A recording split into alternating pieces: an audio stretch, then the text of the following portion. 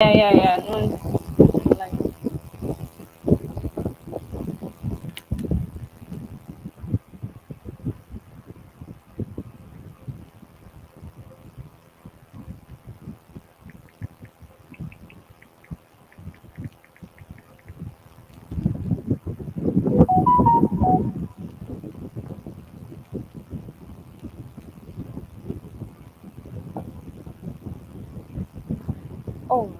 all right. Can everybody hear me? So we are live right now. We are live. It's 2 minutes to showtime. Are you ready? The Magnetic Mind Summit brings to you an amazing event featuring Aaron Agboiri, Creativity Coach, Stanley David, Performance Coach, Chinaza Favor, the Healer, and Juliet Israel, the Host and Mindset Coach. Date 26 to 27 February 2022. Time 8 p.m. daily. Venue YouTube Live. Kindly register at www.julietisrael.com/tmms. The Magnetic Mind Summit. 2 days, 4 speakers, 1 event. Don't miss out.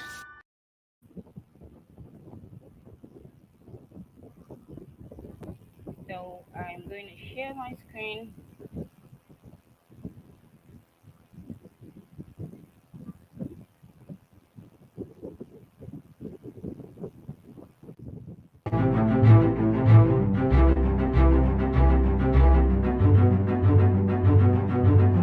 Hello and welcome to the Magnetic Mind Summit 2022. Woo! I am super excited and elated to be here and have you join me in this summit this year.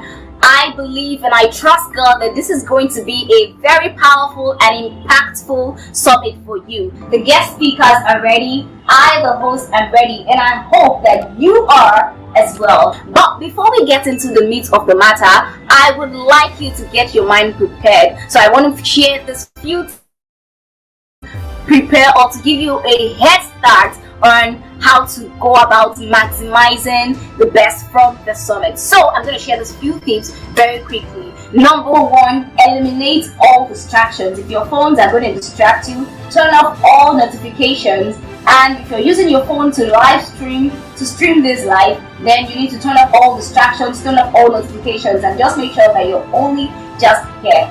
Number two, have an open mind to learn. Yes, you're going to be learning a lot, and you're going to also be unlearning a lot of things that you've held, so you need to have an open mind to willingly take in all these ideas. Number three, get your notepads and pen ready so that you can jot things down. Yes. And then number four, be ready to implement. Don't just come here and say, oh, fire, this summit was great, it was beautiful, it was amazing, and then you go back and nothing to show for it. No, it's not going to be great. So at the end of each session, you need to say, okay, this is what I want to start doing right now, and this is what I'm going to stop doing right now. So be very willing and ready to implement some ideas that you're going to be getting from this summit. And then finally, number five, interact. Yes, I want to see those fire emojis. I want to see those thumbs up. I want to see those, oh yes, this summit is great. Oh yes, I'm getting value for this, right? Because I can't hear you, right? I can't hear you just like you're hearing me. But the way I can feel you is you letting me know that you're actually getting value from this session or from this summit, right? So I want to see those comments in the chat box. I want to see everywhere blazing with comments and fire emojis. I don't know why I love fire emojis though. So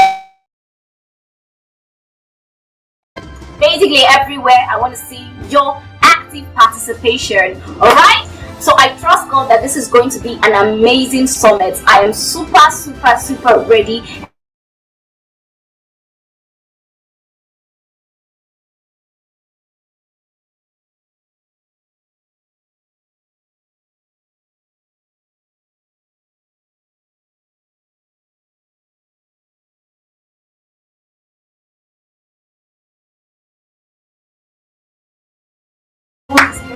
Once again, Israel and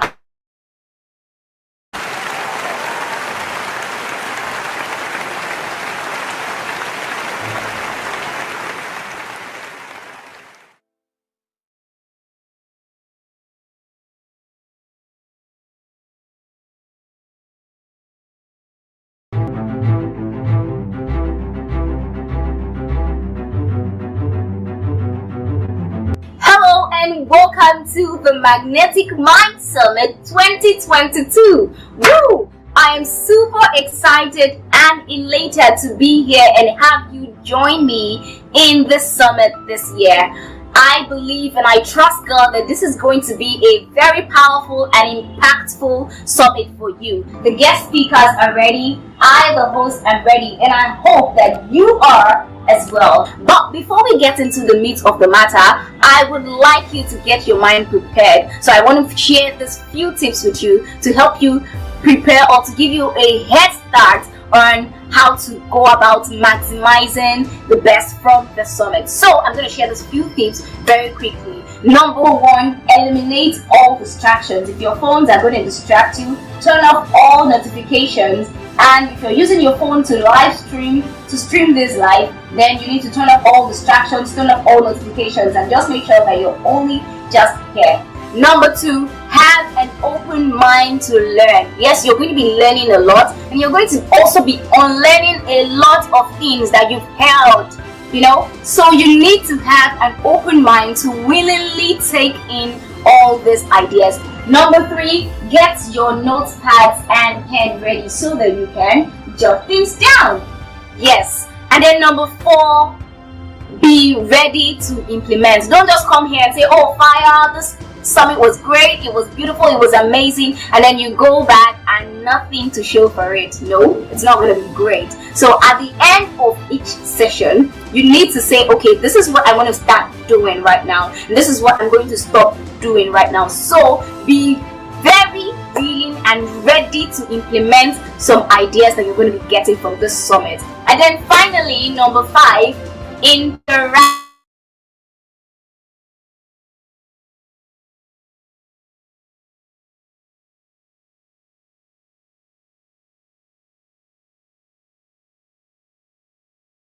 Can hear you just like you are hearing me, but the way I can feel you is you letting me know that you're actually getting value from this session or from this summit. So I want to see those comments in the chat box. I want to see everywhere with comments and fire emojis. I don't know why I love fire emojis though. But I basically want to see those interactions in the group chat.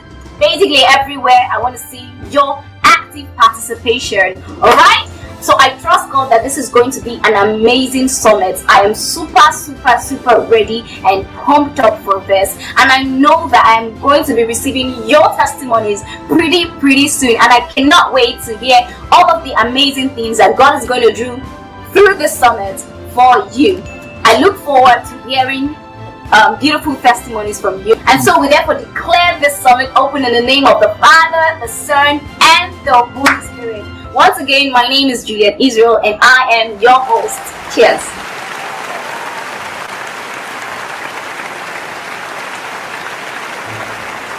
Are you ready? The Magnetic Mind Summit brings to you an amazing event featuring Aaron Agboiri, creativity coach, Stanley David, performance coach, Chinaza Favor, the healer, and Juliet Israel, the host and mindset coach.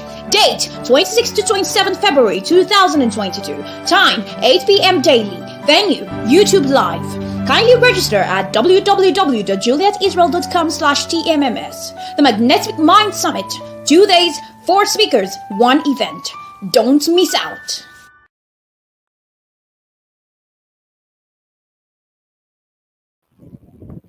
Hello.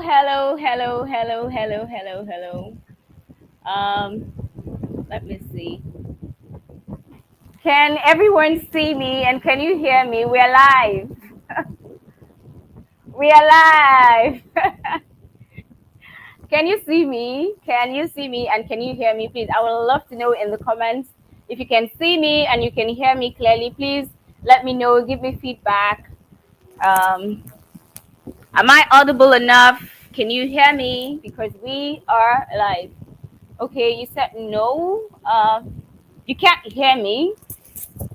You cannot hear me, but you can see me, right? Can I have more comments? Let me know what's so I know where this problem is coming from. Oh, you can't see me, but you can hear me. We're not seeing you. Okay, you can't see.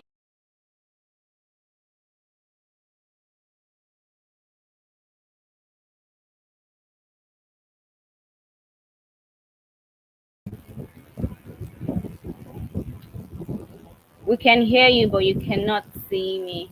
All right, so I'm just going to give me. Oh, okay, okay. Can you see me now? I guess you can see me now. You should be able to see me now.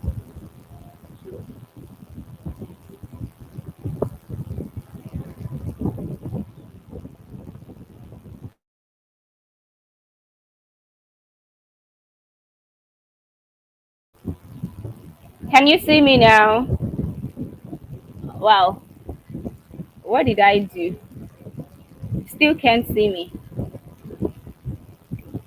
What is the problem, or what is the challenge? Because I could actually even see myself from here. Okay, let me check the setting of my camera.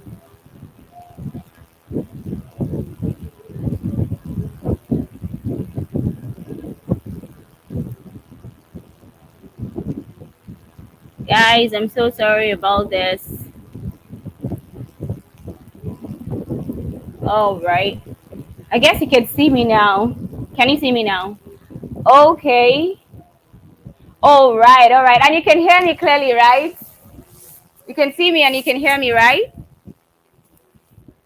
All right. Asa says you can see me. Orchestra says you can see me. Um, Moxie said you can see. All right. Jumia says you can see. Okay, okay. Hi guys. Hi, everyone. Good evening. A very good evening to you all, and welcome.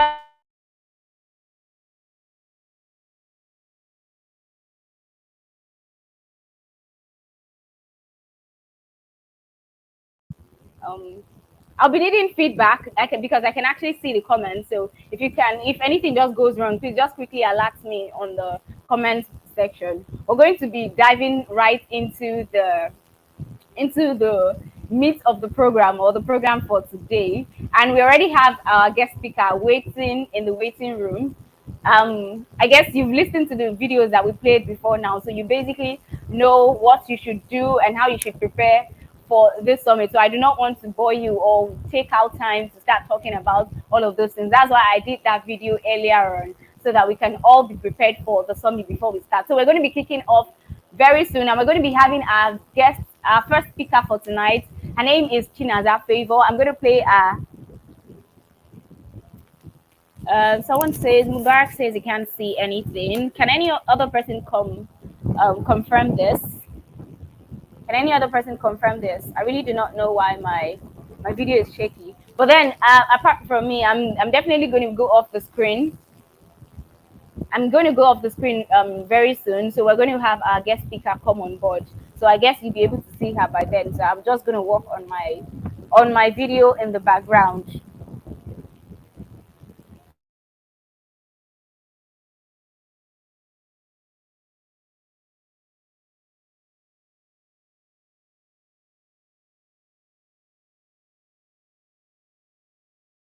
Can come up. I'm sure our video will be able to show up. I'm so sorry. I'm going to fix that up in the background. So let me play.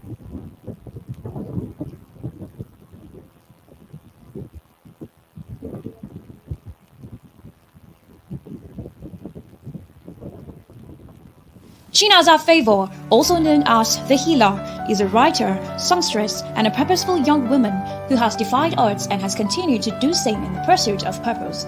She is a wholesome living expert whose major aim is to see people live wholesome lives and heal of every negative baggage holding them back from becoming the best version of themselves.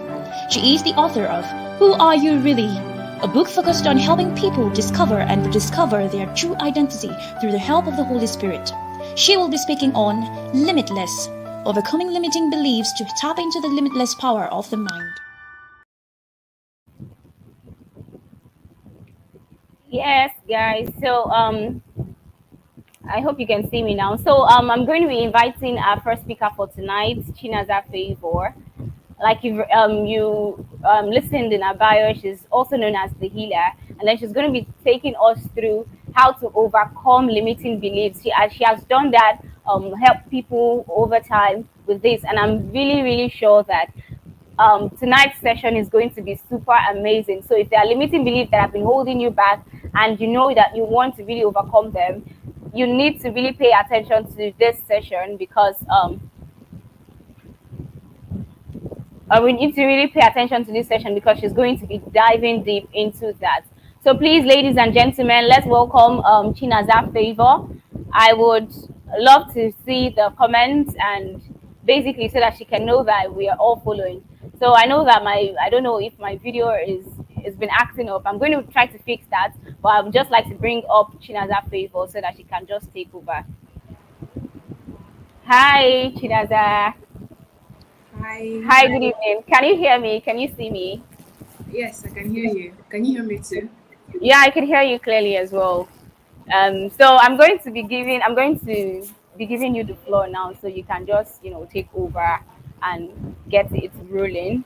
Because some people are complaining about my video. I don't know if it's showing or something. I think it's going off and on. So I'll just leave you to just take over. So thank you so very much for coming on board, and thank you so very much for coming to speak to us about this. We are so elated, we're so excited to, and we want to learn all of the things that you're going to be sharing with us today. And I'm so sure that this session is going to be power packed, is going to be impactful, and we're going to learn a whole lot of things. And at the end of the day, we'll have lots of take homes that would have to implement for ourselves. So are you ready to take the floor now?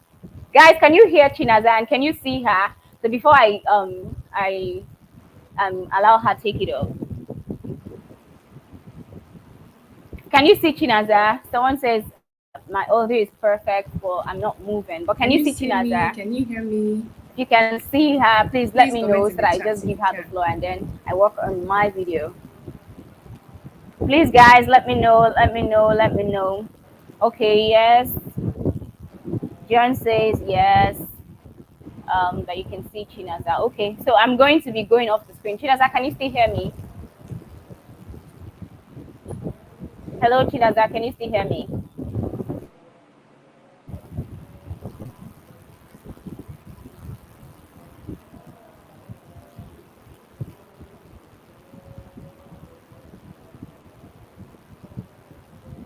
I can't hear. I- Hello, Chinaza, can you hear me now? Can you hear me? Hi, Chinaza. I can't hear you. Can you hear me now? Yeah, I can hear you. I can hear you now. So I'm about giving you the floor. Okay, I'm about giving you the floor so you can take over. Are you ready now? So I'm going to take myself off the screen now. Okay, So, okay, I'm ready. all right, thank you so very much, and you can take over. Hello, everyone. Good evening. Can you hear me? Can you hear me? If you can hear me, please comment in the chat. I can hear you.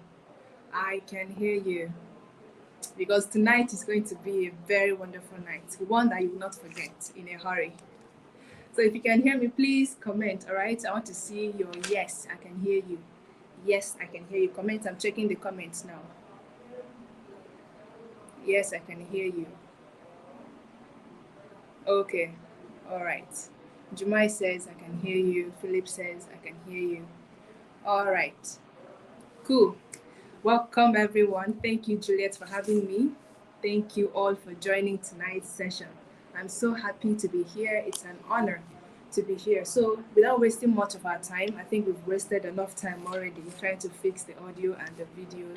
Um, I would like to jump right into why we are here. You've already listened to my bio. There is no need for further introduction. All right. So tonight we're talking about overcoming limiting beliefs to tap into the limitless power of the mind. Again, overcoming limiting beliefs to tap into the limitless power of the mind. Who is ready for tonight? Who is ready? Type I am ready. I am ready. Type in the chat I am ready. If you're ready for what is about to meet you tonight, type I am ready because I am so ready. I am so ready to give you what I have to give you. The question is, are you ready? So tell me, are you ready? Are you ready? Okay, Juliet says I'm ready.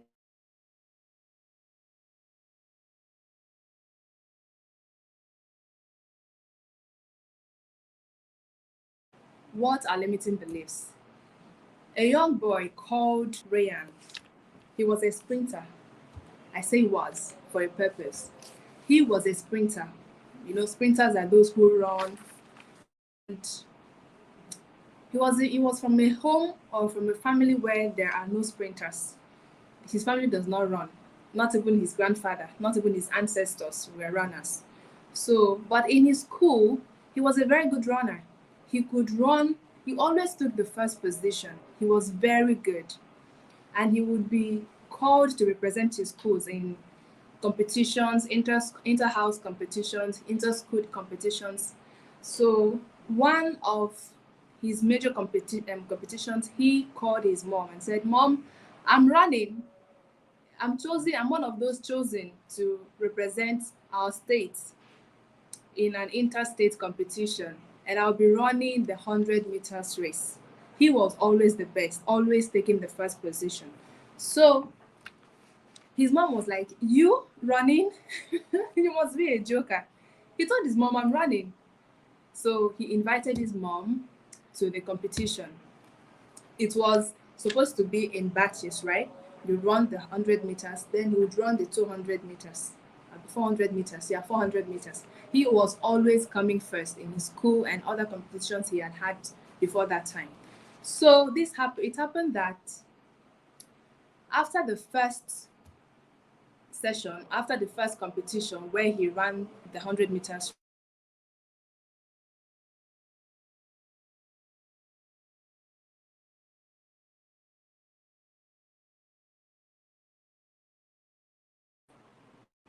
can you hear me? I don't know why I keep getting disconnected. So when he won the 100 meters race, his mom ran to where he was. "Wow, I didn't know you could run. Nobody in our family has ever been sprinters. Wow, in our family, we are not sprinters. In our lineage, nobody was ever a sprinter. You're not your dad, not your grandfather, not your great grandfather. Nobody in our lineage was ever a sprinter. So it is very unlikely that you could run. I'm surprised." His mom did not understand the power of what she just told him. And Ryan, being a young boy, he was 11 years at the time. Being a young boy, he immediately soaked in what his mother told him. Do you know what happened? Within a split second, Ryan immediately internalized what his mom told him. He believed it immediately. When it was time for the 400 meters race, he didn't realize what had happened in his mind.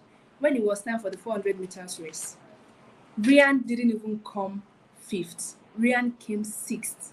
Sixth. In a race where he could have easily taken the first position, he came sixth. What happened? What changed? The last go, Ryan took first in a 100 meters race. Now, 400 meters, he couldn't even come in the first five. He took the sixth position. What happened was that he believed what his mom told him. It was different that his mom told.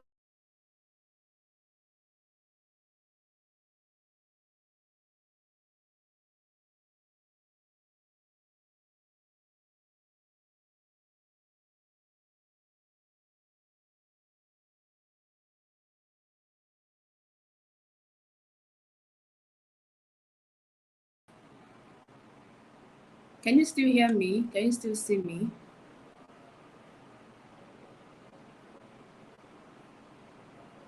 Can you still hear me?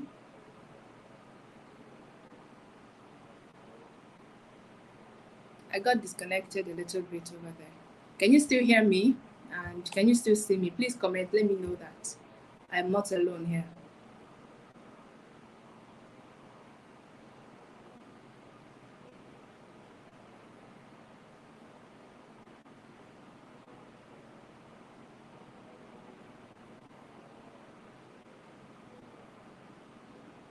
Can you hear me?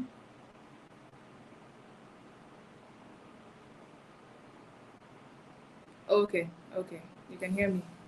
So Rian, because of what his mom told him, he was not able to reach his goal of getting a first position in that race. Why did I tell that story? Because his mom told him something and it became a limiting belief to him. And that is what we are discussing today. The power of limiting beliefs, how it can affect you, and how to overcome them. So, what are limiting beliefs? Limiting beliefs, like I explained it here, they are the obstacles you allow in your mind that prevents you from reaching your destiny or from actualizing your goals. They are those beliefs, those convictions you have that prevent you from actualizing your goals and fulfilling your dreams and your desires. Again, limiting beliefs are obstacles that you allow in your mind that prevents you from reaching your goals and actualizing your dreams. Notice the use of words there. Allow, allow. Nothing can have a place in your mind if you don't allow it. If you want to go anywhere, you have to believe that you can get there. So whatever you want to be, whatever you want to become, whoever you want to be, is possible. But the question is, do you believe that you can get there? Do you believe that it is possible for you to get there? Or have you already cancelled it in your mind that it is not for you? That is what we are here to discuss. Limiting beliefs. Ben Carson says, you know Ben Carson, the retired neurosurgeon, the one that separated CMS twins some time ago. He's a black man, and he said, if you have an average brain, you are capable of anything because of the complexities of the human brain. With something so complex,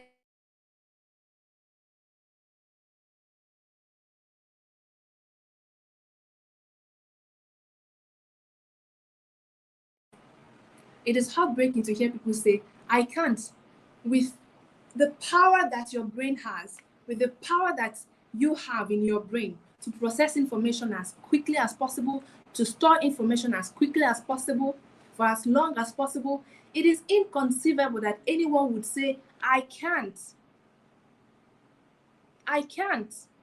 Those words should not be existing in your dictionary. They should not even exist in your word at all. I can't. So think of your mind. I want you to think of your mind as a supercomputer. That is the way it helps me to work. Think of your mind as a supercomputer. All right? You know what a computer is? But this time, it is not just a computer. It is a supercomputer. All right? And you know computers, they work on programming, right? So think of your mind first as a supercomputer. And then the programming of your mind is the thoughts allow in your mind, the things that you have believed in your mind. So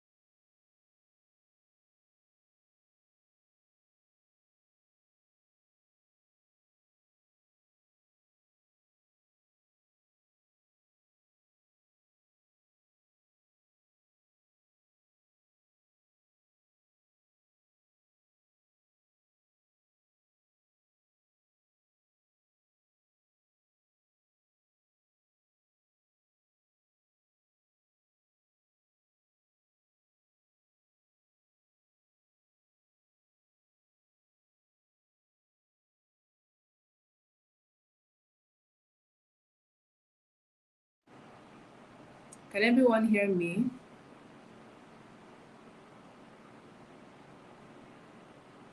Sincere apologies for that. I don't know what is wrong. Okay, you can hear me now. Okay, sincere apologies for that. All right, so I was talking about supercomputer as your mind. So think of your mind as a supercomputer, and then the programming of your mind are the thoughts of your mind, the thoughts that you allow in your mind. All right. So if your computer, if your supercomputer is going to work well, it's going to function well, you have to impute the right programming. If you impute the wrong programming, your computer will be malfunctioning. It will malfunction. But if you put in the right programming, it is going to function well. It's going to function seamlessly. It is going to function the way you want it to function. But unfortunately, a lot of us have these wonderful supercomputers that are in our minds, that we call our minds, but then we are not functioning well. Why? Because we have the wrong programming. It is running on the wrong programming. You are allowing the wrong thought processes in your mind, and that is why you're not getting the results that you want. That is why you're not living the life that you want to live. That is why you are not able to achieve the things that you want to achieve. So limiting beliefs are those thoughts that you allow in your mind that seem to be true, right? They seem to be true. They are conviction. They are things that you actually believe to be true about yourself. But are they true in themselves? Are they really true? We'll get to that, where you'll be able to identify and analyze your limiting beliefs and be sure whether they are true or not. Let's keep going. So I want to ask you a few.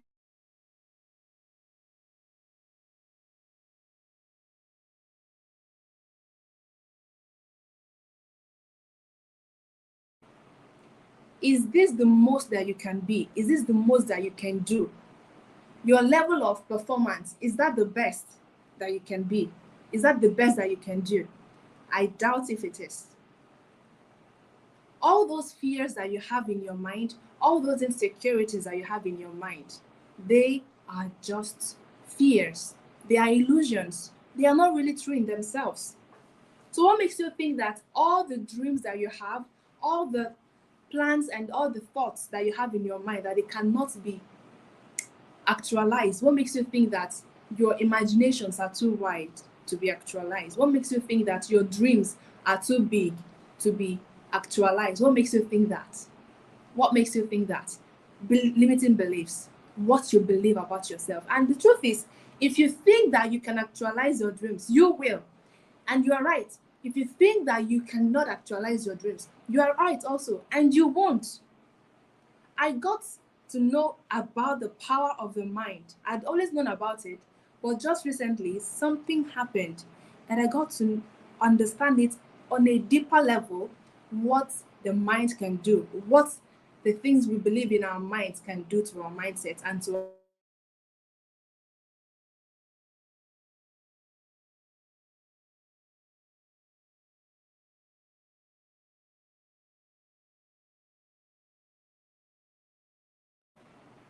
So I used to think for some time that my experiences have fashioned me into somebody I don't want to be.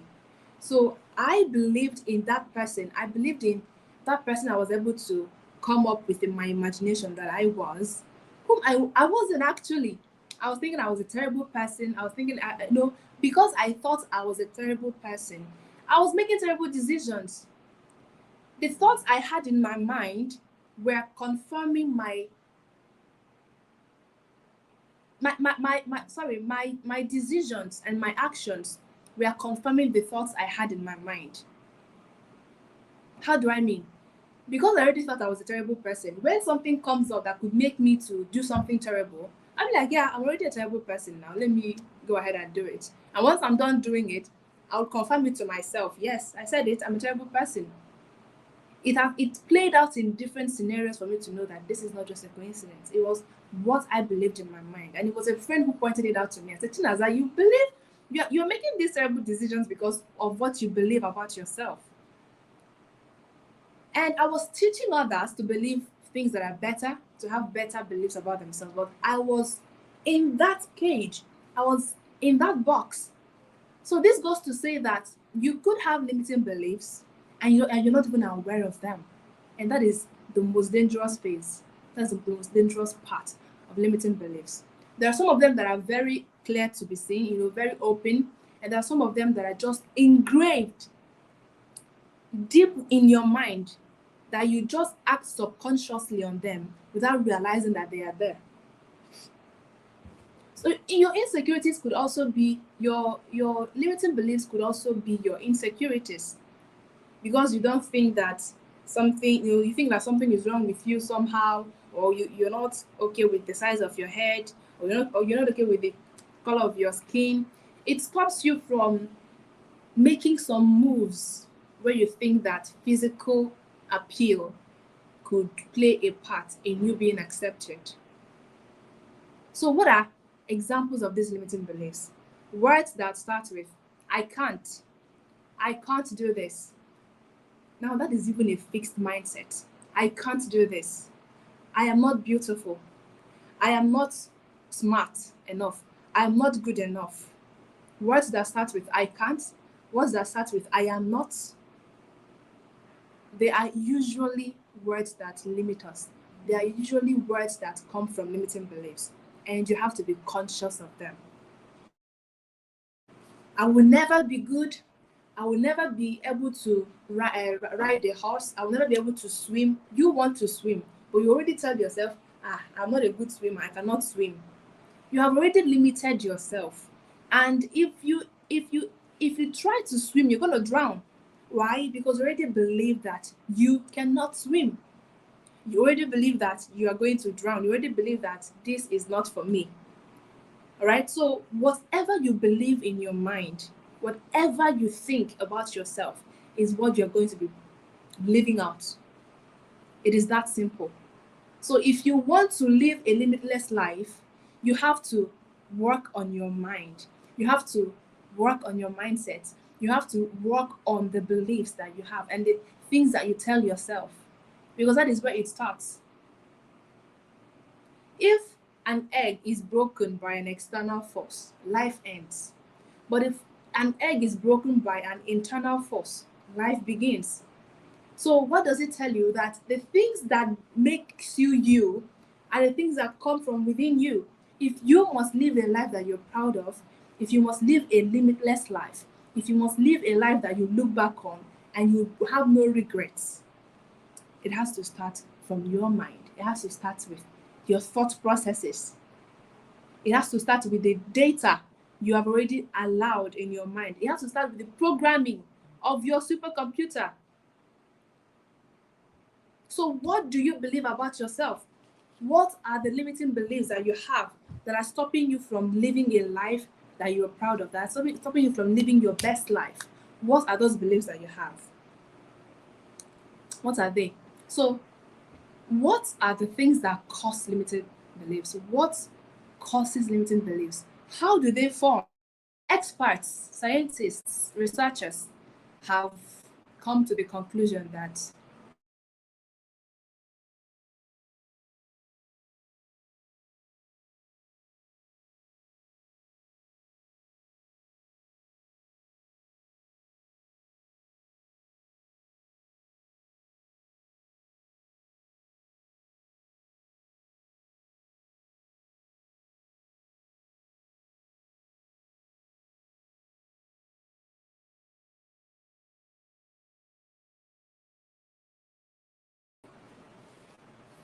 can you hear me?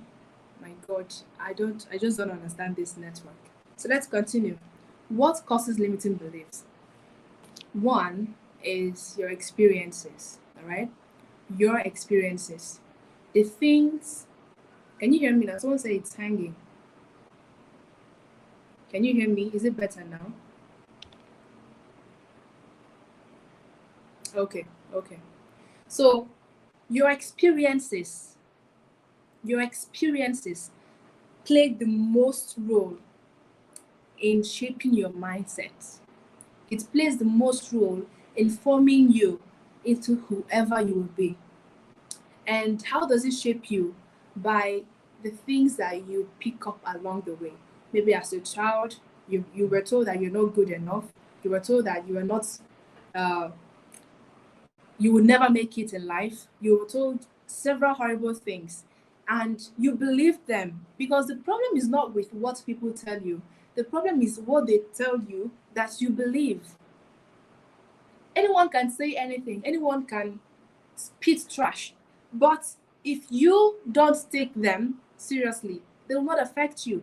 They will only affect you the moment you take them seriously, the moment you believe them.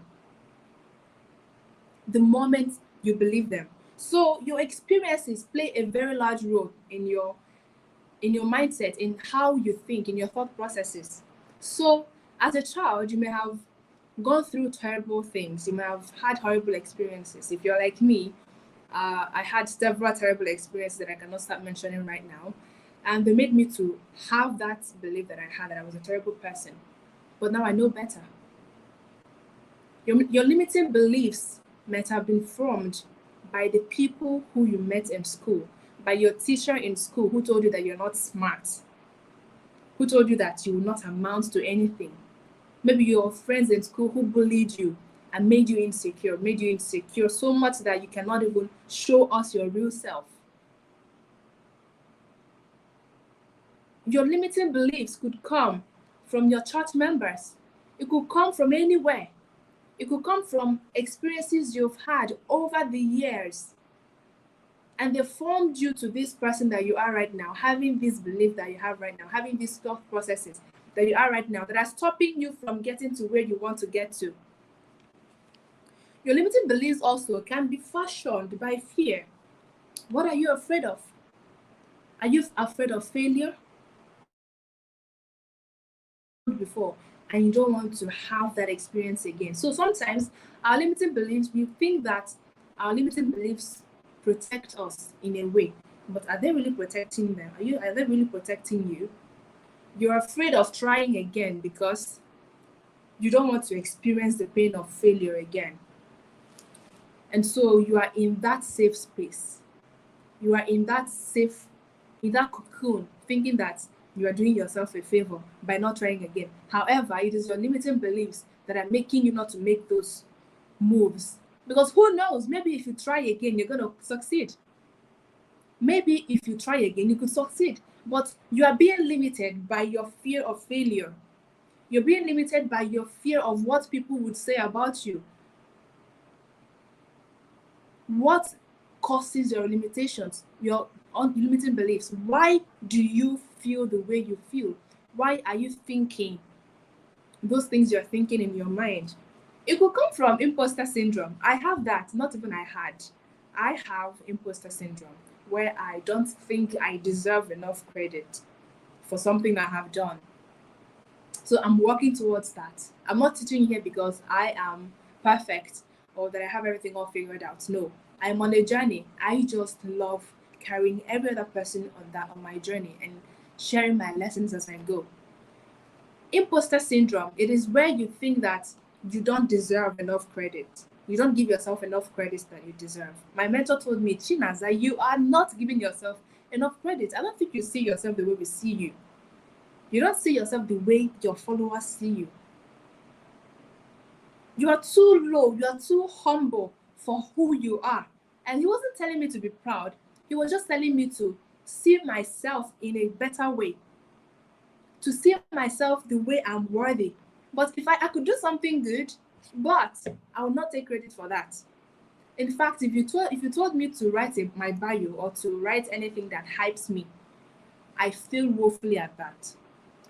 Someone told me, Chinaza, all right, you're going to talk about your book. Who are you really?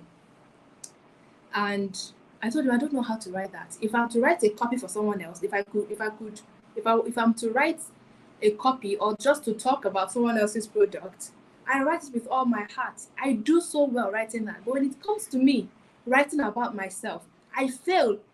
I'm not even able to talk about the beauty of my work. Why? Because I have that limiting belief, that imposter syndrome that I'm trying to get rid of. It's a journey. It doesn't happen overnight. But I have been able to identify it. So your limiting beliefs could be anything. It could come from different ways. It could come from different angles. It could be formed and fashioned by different things. And when you know it, when you know what your limiting belief is, then you can commit to managing them and overcoming them. Knowing the cause helps you understand the thought processes behind them and how to manage them. So, how do you overcome limiting beliefs? How do you overcome those thoughts in your head that tell you that you're not good enough? How do you overcome those thoughts in your head that tell you, no, I will not be taken for that job because I'm not qualified? How do you overcome them? The first thing, the very first step is self-awareness. You have to be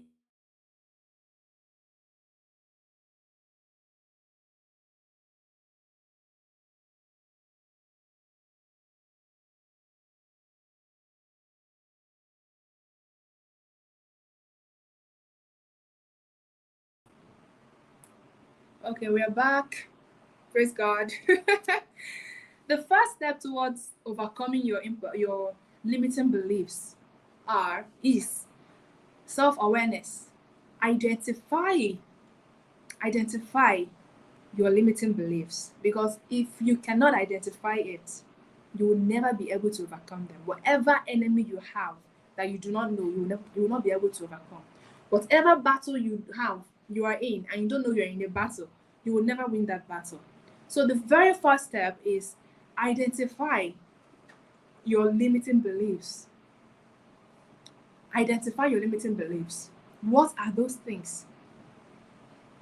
What are those things?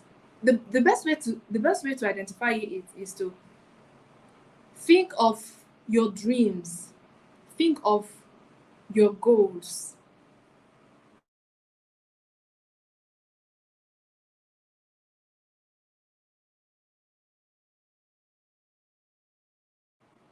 Once you have those goals right in front of you, just listen, just pay attention. You're going to hear those voices start coming up. Are you sure you can do this? Are you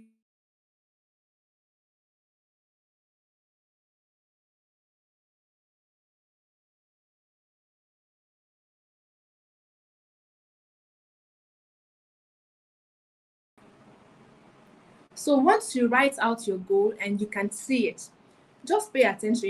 You're gonna hear those voices. Are you sure you can do this? But you're not smart enough to pursue this goal. How can you say you want to be a musician? You're not even a singer. You don't even know anything about music. You hear those limiting beliefs. You hear them. They'll start creeping in one by one. Just use that as a bait to catch your limiting beliefs and write them down. Because your limiting beliefs come in the face of a potential success, right? They come when you are thinking of making moves or thinking forward. So they come to draw you back. It is your job to identify them and write them down, because if you write them down, you're able to see them. Not in your thoughts now. You're able to see them.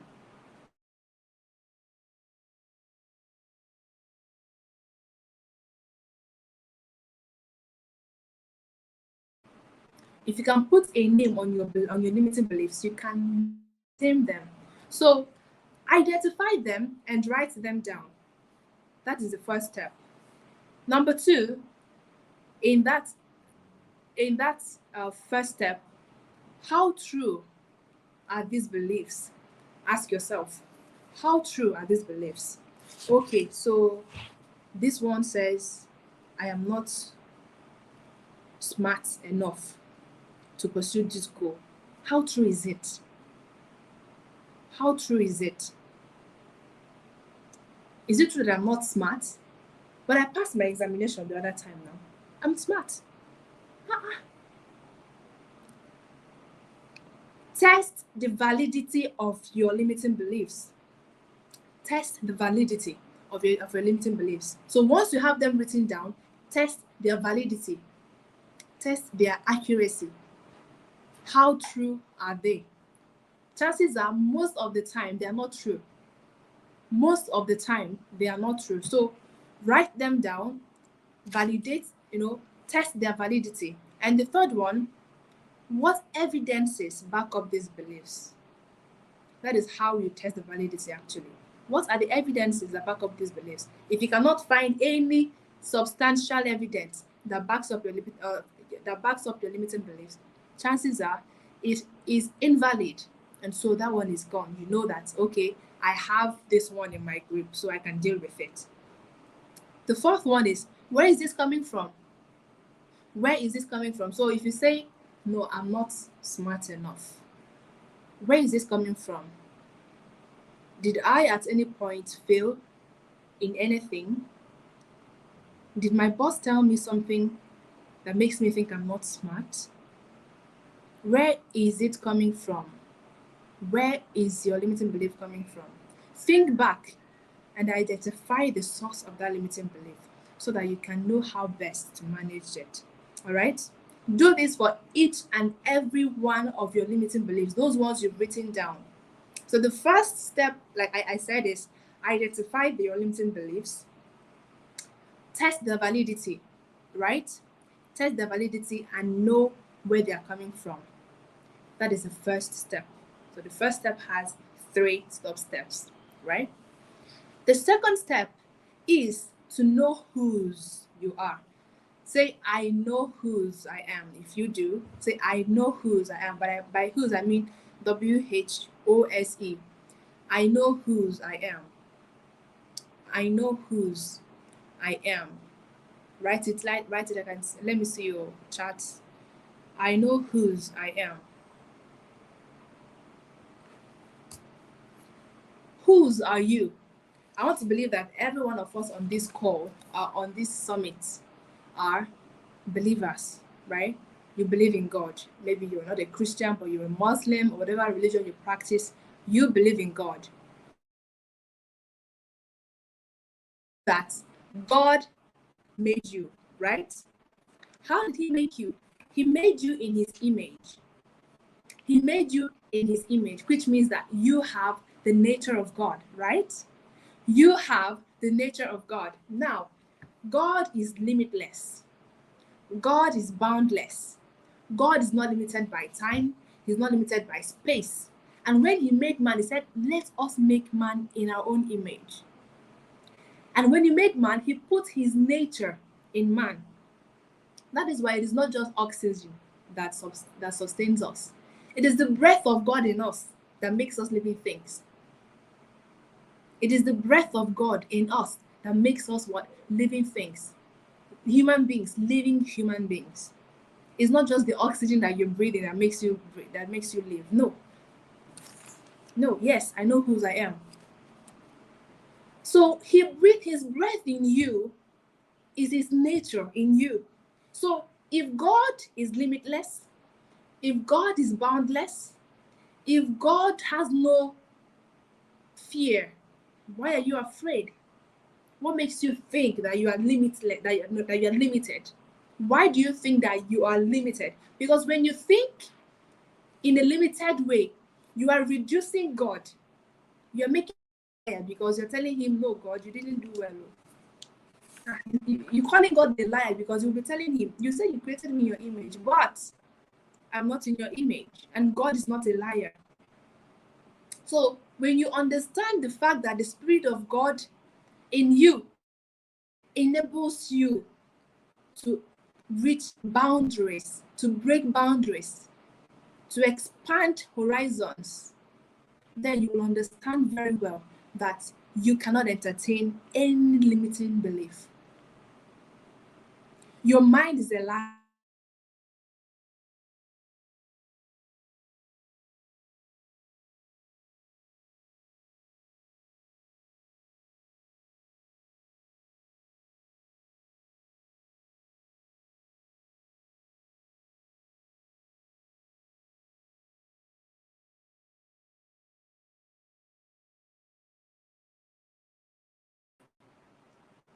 All right, we're back. Thank goodness. Your mind is elastic because God is infinite in nature. And you think that there's a limit to how far you can go. There's a limit to how much you can stretch. But the nature of God in you makes you limitless. The nature of God in you says, I can. This is possible. The nature of God in you does not say, I cannot. This is not possible. When you understand the nature of God, then you can understand your nature. then you can understand that all things are possible to you because you believe it. Because you believe it. So understand whose you are. You are a masterpiece. In my book, Who Are You Really? I wrote, you are a masterpiece. You are God's masterpiece. His perfect work of art. The best thing he created. You are his best masterpiece. So why are you limiting yourself? Why do you think that you cannot achieve those dreams? You cannot achieve those goals that you're written out? Why are you allowing limiting beliefs to stop you, to get in the way of you getting to where you want to get to? The third thing is upgrade your mindset. Upgrade your mindset. If you want your computer to start working better, what do? You upgrade, right? If the programming of your computer isn't good, what do? You upgrade. You change to a new programming. You change to a new programming. And how do you change your new programming? What do I mean by that? You change your thought patterns. So number 3 is upgrade your mindset. Change your thought patterns. The first point in number 3 is upgrade, change your thought patterns. Change your thought patterns. Change your thought patterns. What do I mean by that? You cannot move ahead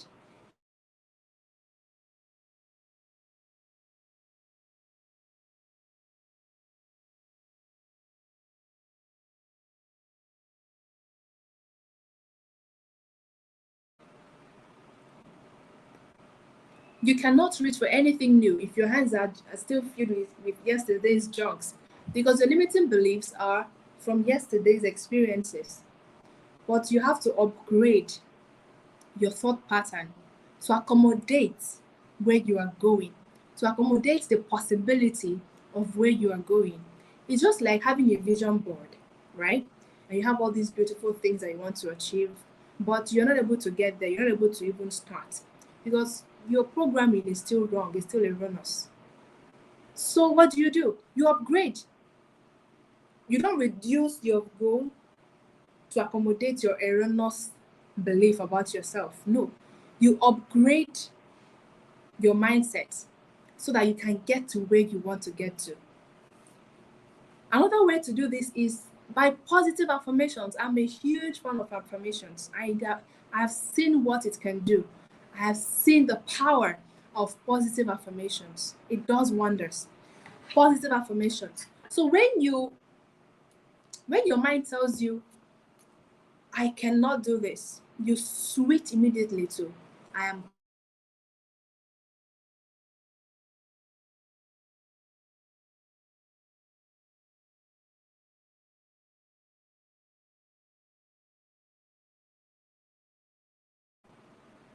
So there are 2 ways to counter this belief. 1, by telling yourself, I am capable. And number 2, by adding the word yet. Yet. So let's say you want to start something new, right? And your mind is telling you, you cannot do this, you cannot do this, you don't have what it takes. You don't have what it takes. Don't even think about it. Instead of saying, yes, I cannot do this, you could say, I am capable of doing this. Or you could say, I am not capable of doing this yet. What does the addition of yet do to you? What does it do to your mind? It opens your mind to possibilities. Okay, it's not like I cannot do it at all. It's not like I don't have the ability at all. It's just that I don't have it yet. I don't have the ability to do it yet.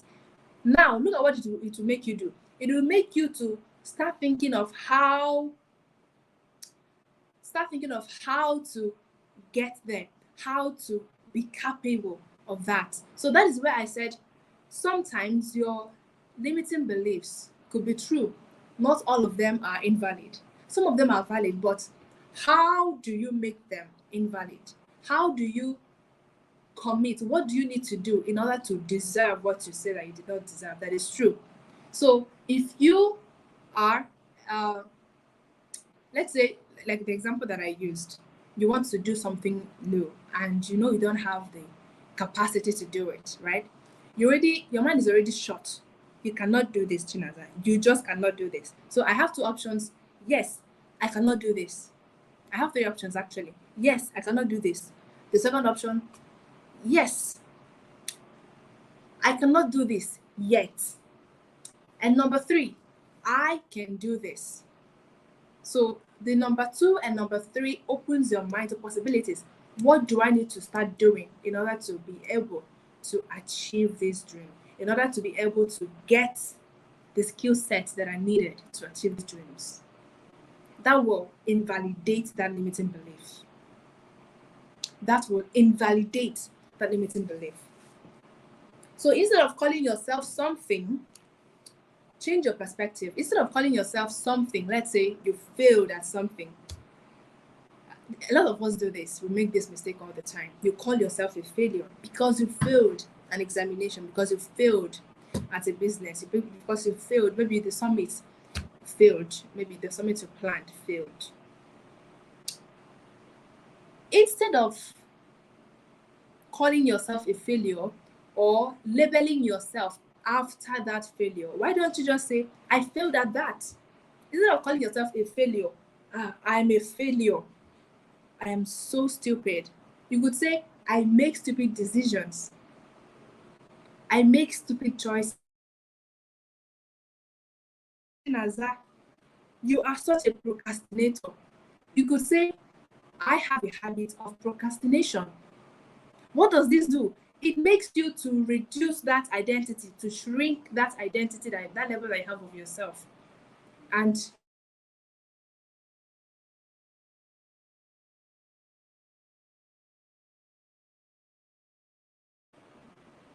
so it gives you the power to change it. It gives you the power to overcome that limiting belief. So you are not a failure. You failed. I am not stupid. I make stupid decisions. I am not a terrible person. I make terrible decisions. I am not a procrastinator. I have a habit of procrastination. Do you see the difference it makes? Because our choice of words matter so much. Our brains don't know left from right. Our subconscious minds do not know what is true and what is not true. So what we say with our words and the thoughts that we allow in our minds program our minds, tell our minds what to believe. So you have to make that shift in perspective. You have to make that shift in your mind that you are not this. You just have a habit of this. You are not this. You just failed at this. So that you can actually live in the now, in the consciousness of what you can be, instead of allowing those beliefs to make you to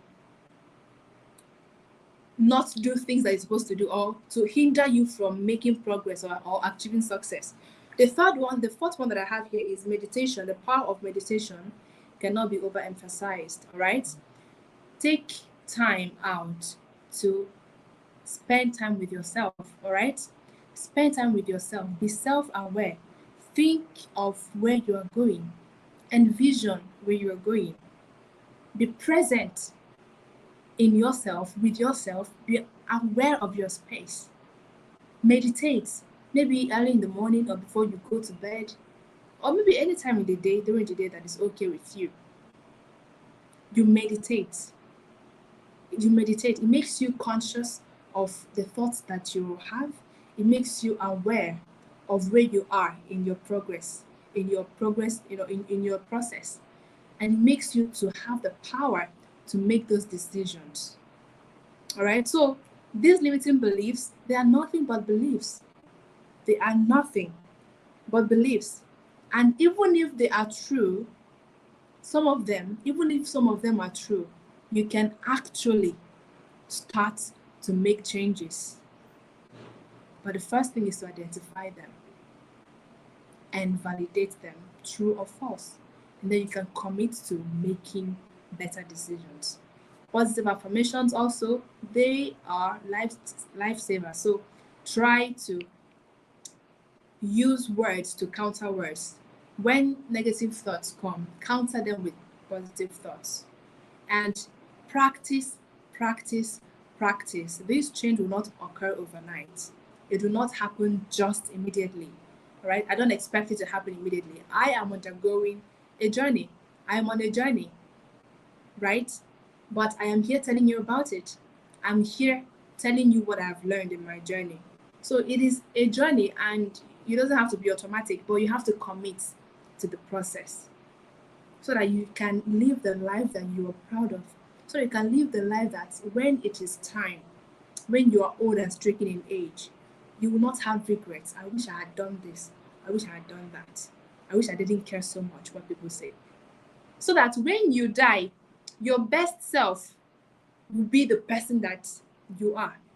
Your best self will not stand on your grave and wish you had done better, wish you had listened to your inner self and live the life that God has called you. So this is where I draw the curtain.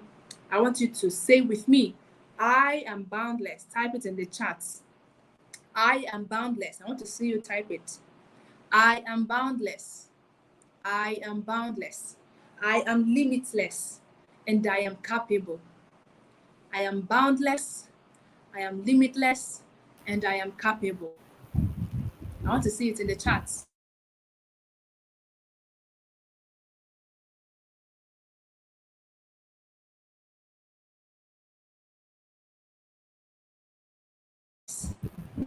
And I am capable. Yes, keep it coming. I am boundless. I am limitless. And I am capable. Yes, yes, yes. I am boundless. I'm limited. I'm limitless. And I am capable. So thank you very much, Juliet, for having me. Thank you, everyone, for joining. I think I'm done. Thank you so very much. Can you hear me? Shiraza, can I you hear can hear me? you. Okay, Yes, thank you so very much for this amazing session. Can you also see me?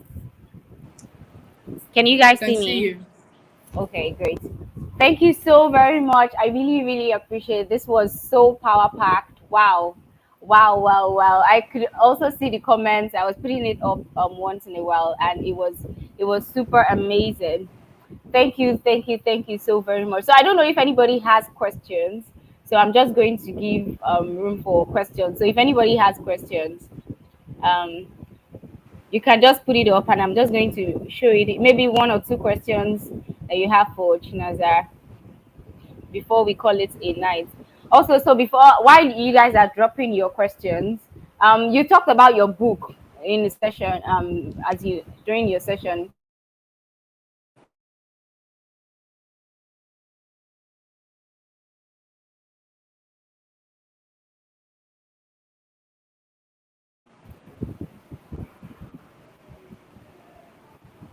Hello, can you hear me? Yes, I can hear you now. All right. So in your bio that we played, and we also talked about your book. Who are you really? So I don't know if you want to talk about how we can get access to it, or how we can get the book if we want to get it. Okay, yeah, who are you really? It's a book about identity. It's a book that talks about the erroneous beliefs that we have about ourselves. It's a book that stems from my own personal experiences and what God taught me when I was having identity crisis. So I decided to put it in a book so that I can help others also, so they can benefit from that also. So if you want to have the book, the ebook is available, the hard copy is available. You can just go to seller.co Okay. slash. I'll put it here in the chat. All right. I'm also going to highlight it and put it up so that Okay. anybody can Seller.co get it.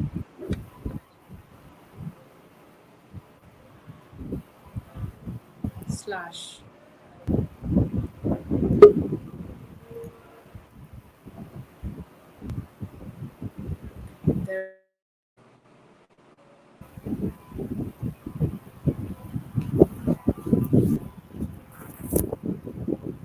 So I guess we have it up here, right?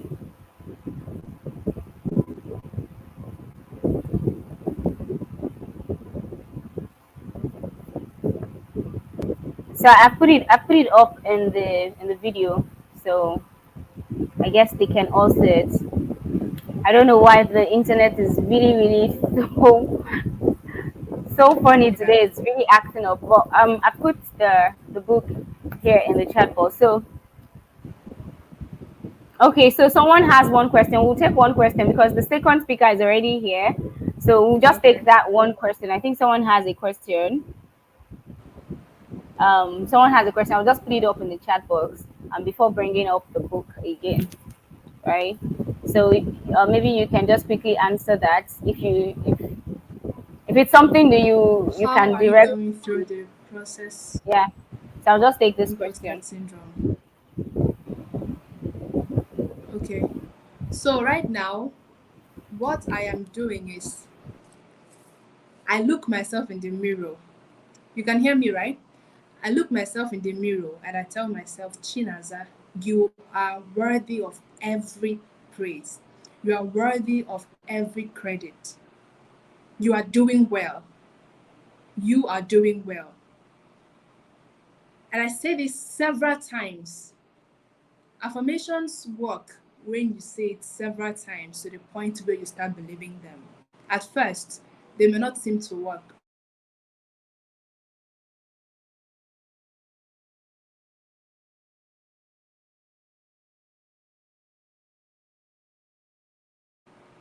So when you say it over and over and over, you will start having it ingrained in your mind and you start believing it. So I tell myself, Chinaza, you are worthy of every praise. You are worthy of every credit. You are doing so well. You are smart. You are a badass. You are good at what you do. So when I do something right now, it's it still feels as if I'm being proud or as if I'm hyping myself too much, right? But I'm committed to doing it until I start believing it. It is a process that might take as long as possible, but it is possible to break. It is possible to overcome it. You see, again, I'm believing that I can overcome this imposter syndrome. I can get through it. And I'm committed to the process because it is what you believe that you commit to, not what you're interested in. What you believe that you commit to. So just stand in the mirror and talk to yourself. Tell yourself that you are doing well. Tell yourself beautiful words that people have complimented you because I feel uneasy and uncomfortable when people compliment me, right? So I stand in the mirror and I tell those words to myself.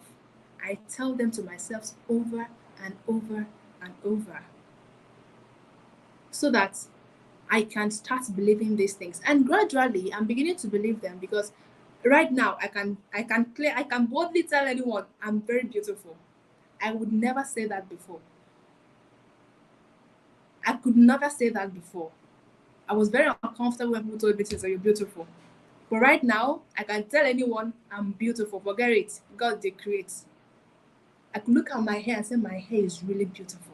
I could look at the work I've done and say, Chinaza, you're doing so well. And when someone tells me you are doing so well, Chinaza, I'll tell them thank you.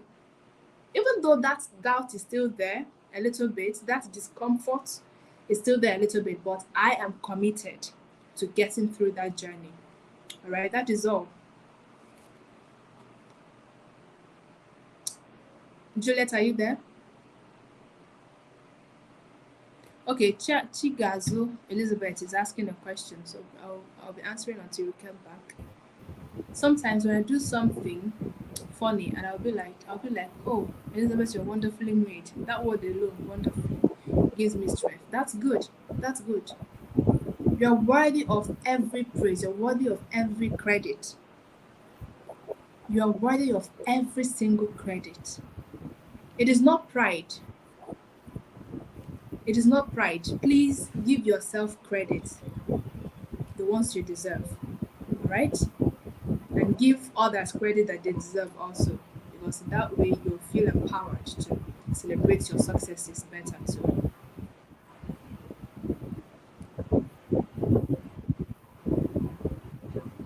Thank you so very much. Thank you so very much, Naza, for this amazing session. Guys, if you got value from this session, please, I want to see your fire emojis.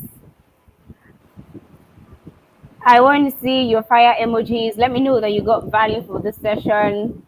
She has really, really taken her time and, dived deep into this topic of limiting beliefs.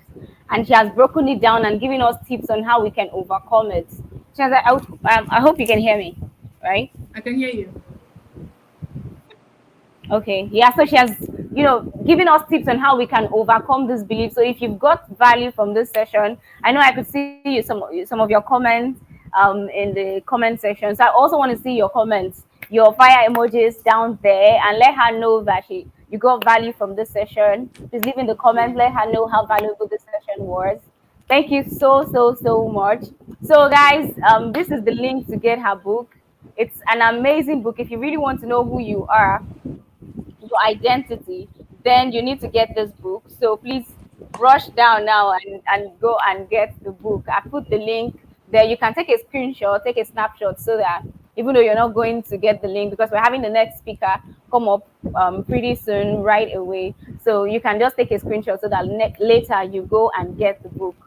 I want us to really take action on this. If this session has been powerful, you can imagine what that book is going to be, how powerful that book is going to be for you. So please go and get the book. Thank you so very much for your time, Chinas. I really appreciate your presence. I really appreciate everything you've shared with us so far. Thank you for your time. We'll discuss more later. So see you. Thank Bye. you all. Thank you so very much for Bye. sharing your knowledge and your time with us. So bye.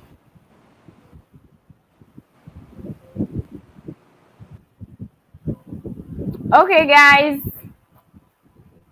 Hello, guys.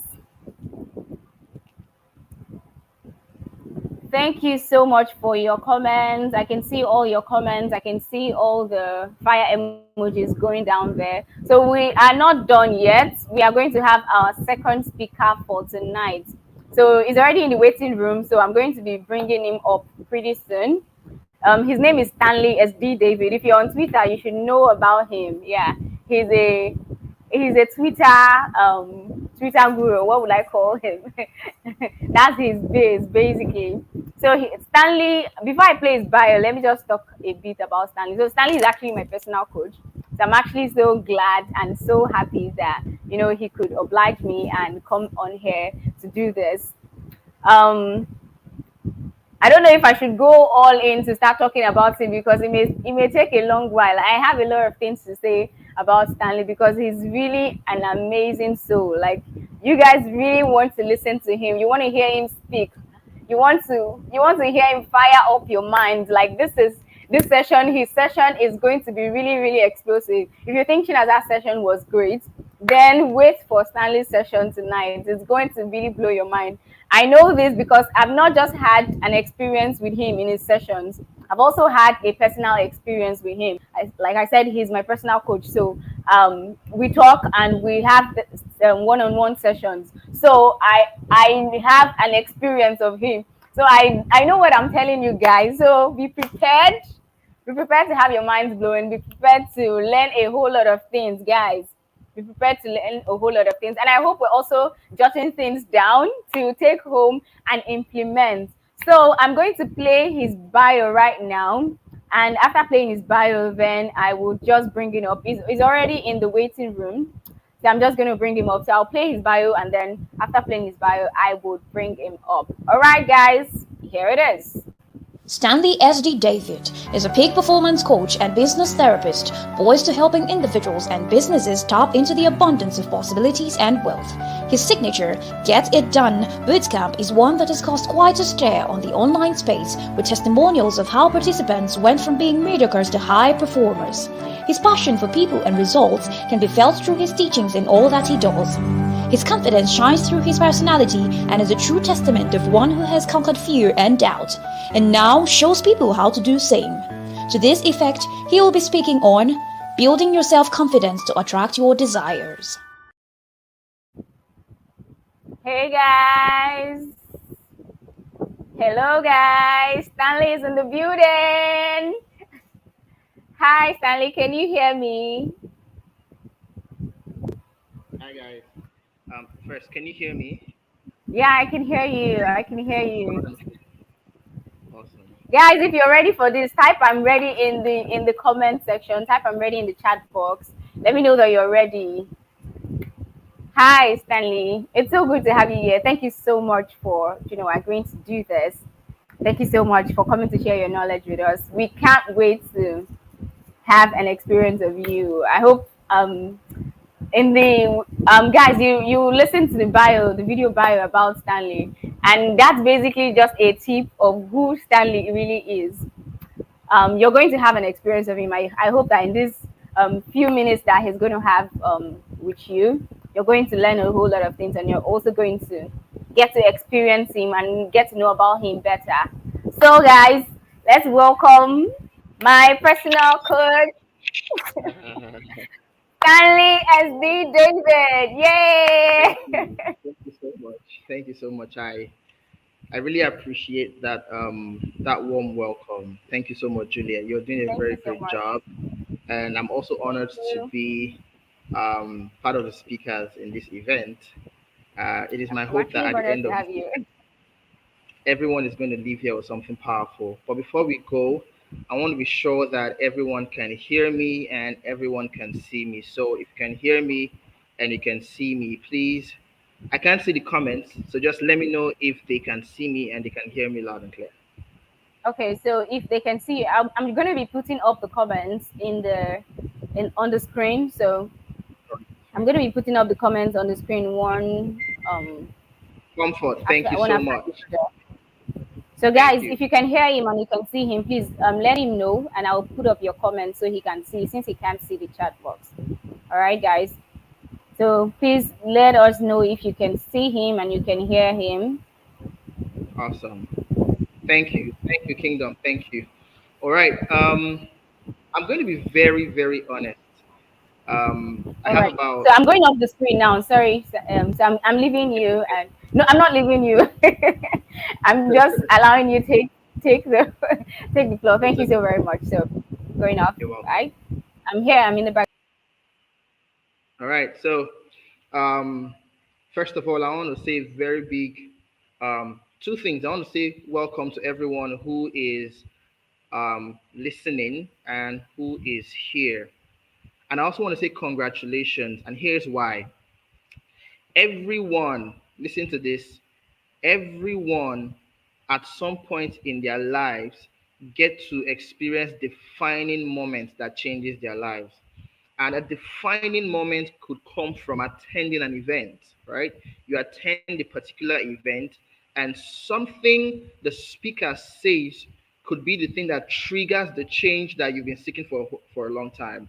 Something the speaker says could be the thing that will trigger an idea in your head or in your mind that will not just change the lives of many people, but also change your own life for the better. So I want to tell you that if you're in this event, you are in the right place. Now that said, honestly, I find it hard to teach for 40 minutes because I have about 40 minutes and I love to keep the time. So I have about 40 minutes. And to be honest, to deliver and teach the things that will really, really trigger the change in your life is not something I can do in 40 minutes, but I'll try. I'll try. I'll try not to teach so much or rush a lot of things, but I'll try to teach the things that are important, the basics that will lead to a transformation in your life. That said, before we go on, if you're excited to be here, if you're happy to be here, I want you to drop fire emojis in the comments. I want you to set this room on fire. We are people of energy. So set the room on fire with your fire emojis. Let me see that you are alive and ready to go. Thank you. Thank you. Thank you so much. Now, one other thing before we start, I want you to raise your right hand, right? And then take your left hand, place your left hand on your chest, your right hand like this, and your left hand on your chest, and say after me, I call your name. I, Stanley David, today make a decision that I will live a life of purpose and I'll change the world as I change my life. I'll go again. I, Stanley David, make a decision today that I will live a life of purpose and I will change the world as I change my life. Now, if you said that, I'm going to explain to you much later why I asked you to say that because the topic of today is very important. So, I've been asked to speak on the topic building self confidence to attract your desires. Building self confidence to attract your desires. Now, the first thing I want to say is this: before you begin to talk about any topic, it is important that you understand that topic. Meaning, we need to explain what a desire is. We need to explain what self confidence is. We need to explain what it means to build. When we explain these terms or these words, it becomes easy to understand what it means to build self confidence to attract our desires. So let's start from the word desire. Let's start from the back. What does desire mean? A desire basically means it comes from the word desidus. It comes from the Latin word desidus, right? And then the Latin word desidus is used to derive the Latin word desidere. Now, desidus means to desire something that is beyond you, to hope for, to expect something that is beyond you, meaning it is something that probably exists but is not here at the moment. So your desire is that something that you want to have, that life you want to have. But currently, when you look at yourself, it doesn't look like it. Maybe you want to have a very good relationship, romantic relationship with someone you love. But when you look at your life currently, you're single Pringle. Or you look at your bank account and what you're seeing there is discouraging. You want to be able to pay school fees for your children or for your siblings. You want to take care of your parents. You want to be able to buy anything without checking the price tag. You want to travel the world, without having to think about it. You want to wake up one morning and say, you know what? I'm tired of being in Nigeria. I've been in Lagos for 5 months.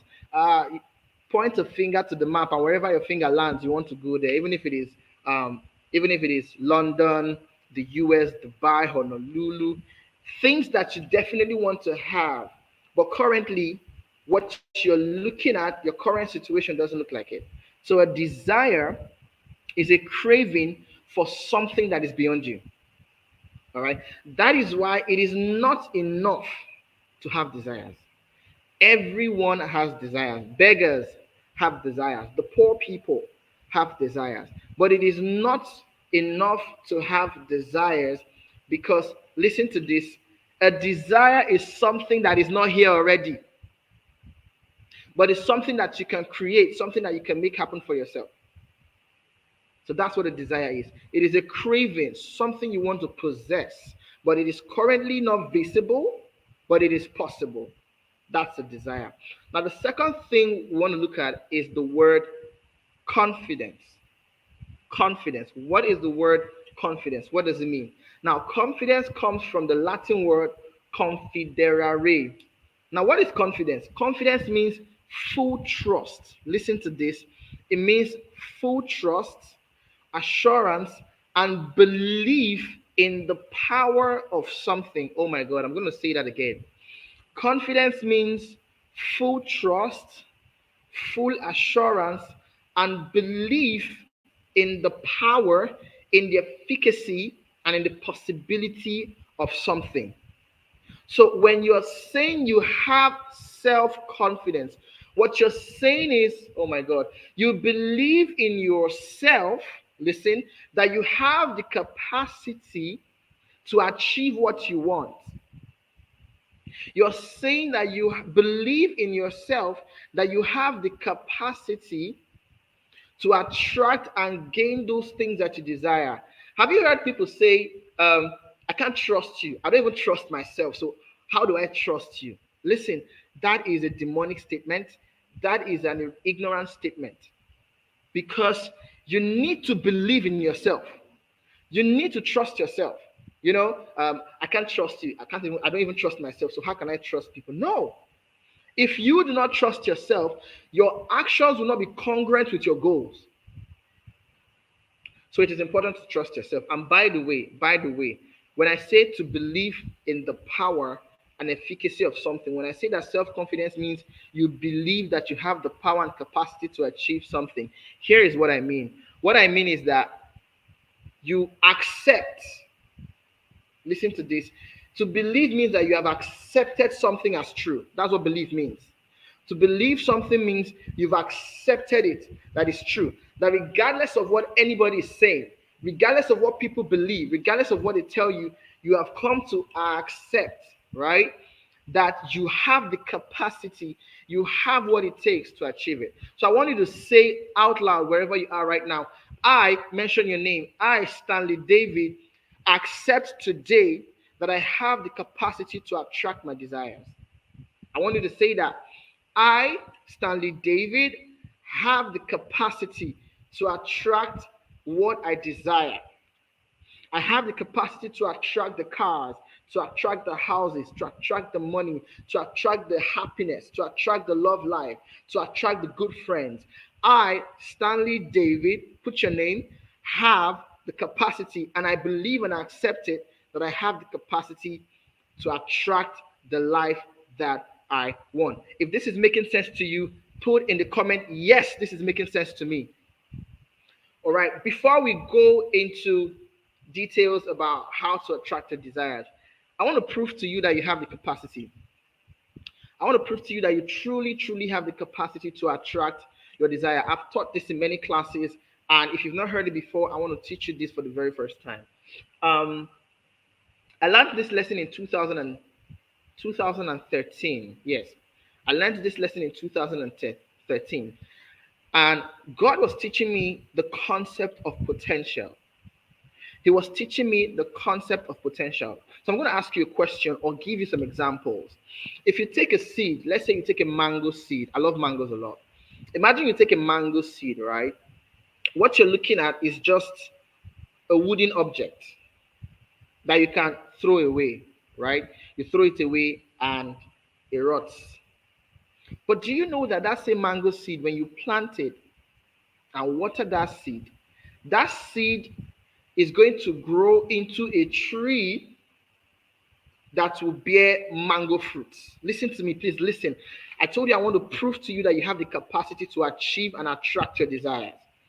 That mango seed that you've planted begins to grow. First, it shoots out as a stem, right? With leaves. And then it grows into a tree with branches that bears leaves and bears fruits. Now the question is, the seed you planted, does it look like the tree? Please talk to me. The seed that you planted, the mango seed you planted, does it look like the tree? The mango seed and the tree do not look alike. In fact, the seed is so small and it is easy to destroy. But the tree is so big, it is hard to cut down. So the question is, where did this tree come from? How, in God's name, did you plant a seed? And that seed you planted grew to become a mighty tree. It is called potential. Now listen to me. Your potential is what you can become, but you currently do not look like it. So because you do not look like it, it is easy for you to be afraid. It is easy for you to feel down. It is easy for you to look down on yourself. Oh, it is easy for others to look down on you. It is easy for others to throw you away the way they will throw away the seed. Your potential is what you can become, but you currently don't look like it. So I want you to understand that you have the capacity. Even if you don't look like your future, you have the capacity. It is inside of you. Your job is to bring out that tree that is inside the seed. The tree is not visible on the seed. The tree is existing in the seed as a capacity. The rich person that you are going to become tomorrow is inside of you as capacity. It's inside of you as potential. The person is already there. The person who wants to transform the world, who wants to be a transformational speaker, who wants to be a great writer, who wants to be a great engineer, who wants to be an amazing content creator, who wants to be a rich person, a billionaire, who wants to be a life changer. That person is already inside of you, but he exists as capacity. So your job is to convert that capacity, that potential into reality. Your job is to take that mango seed and turn it into a tree. And that's what we're talking about today. How do you attract your desires? Basically, what we're saying is, how in God's name do you take the seed that you are and bring out the tree that is inside of you? You need self-confidence to make that happen. So I just gave this example to prove to you that you have the capacity, to prove to you that there's greatness on the inside of you.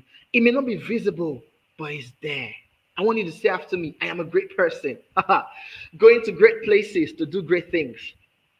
Oh, I want you to say it out loud. I'm not asking you to mince words. I'm not asking you to mumble. I'm not asking you to mumble the word. I'm asking you to say it out loud. I am a great person going to great places to do great things. I can give you thousands upon thousands. No, not thousands. I can give you dozens of examples that teach capacity.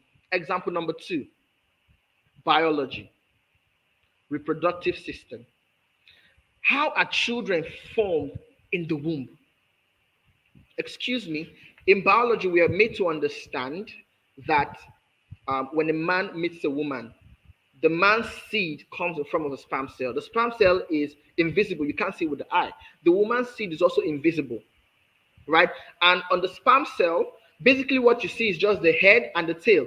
The head has eyes. The sperm cell just carries genes, nothing more.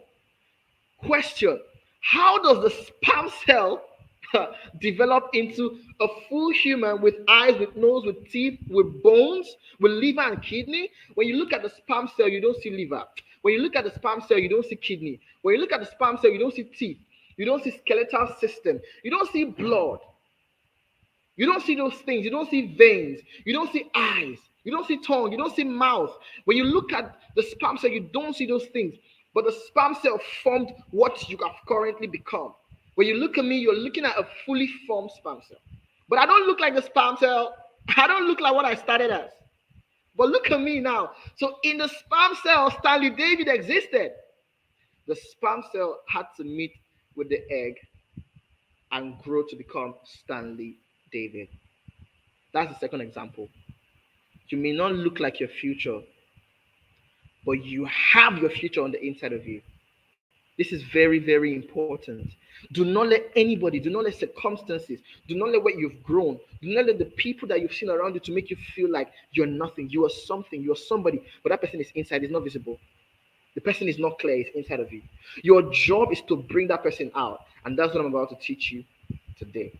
Now, the first thing I want you to keep in mind is that for you to bring out that potential, all right, you need to go through process. Just as when you plant a seed, you have to water it, you have to weed it continuously before that mango seed becomes a mango tree that bears mango fruit.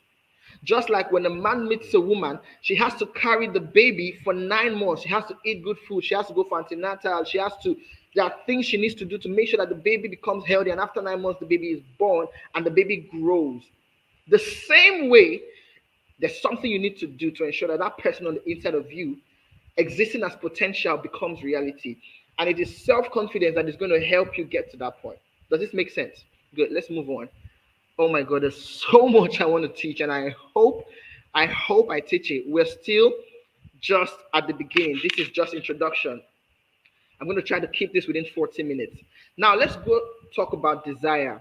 I'm going to tell you a story. I don't know if it's a true story, but it's a story that I like. I heard this story first in 2019, January, and ever since then, when I want to do anything, I remember the story. So some of us probably know Socrates. Socrates was a philosopher, an amazing philosopher. He was writing one day, and one young man, a 25-year-old man, walked up to Socrates and said, great philosopher, wise one, I want to be wise like you. Socrates pretended like he didn't hear him, so he kept on writing, kept on scribbling, and the young man said, wise one, I want to be wise like you. Socrates lifted up his head and said, what did you say? The young man said, I want to be wise like you. Socrates said, no problem. Follow me. He led the young man to a river. He held him by the hand, took him into the river. When they got to the point where the water was just a little bit above their waist, Socrates asked him, young man, what did you say that you wanted?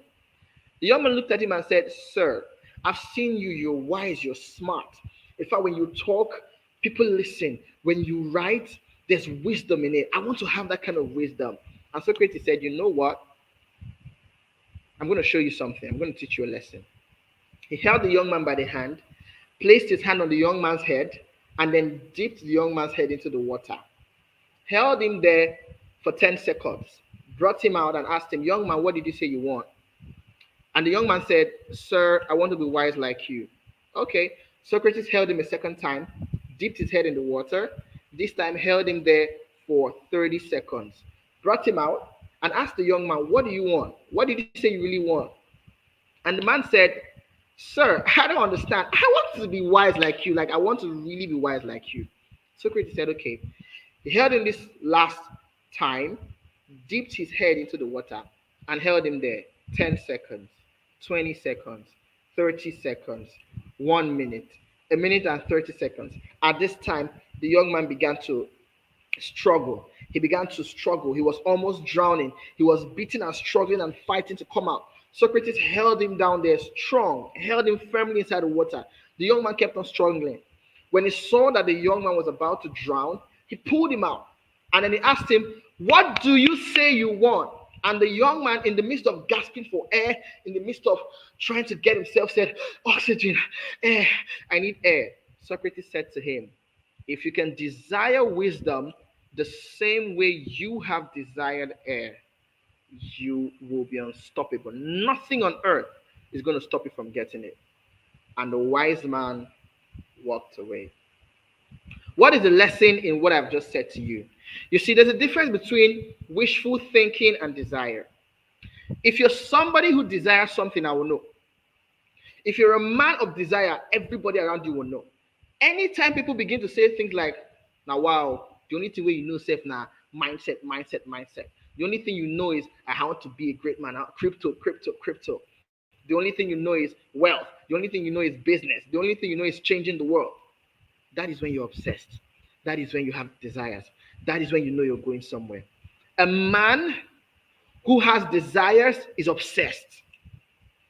His desires consume him to the point that he hardly hears any other thing.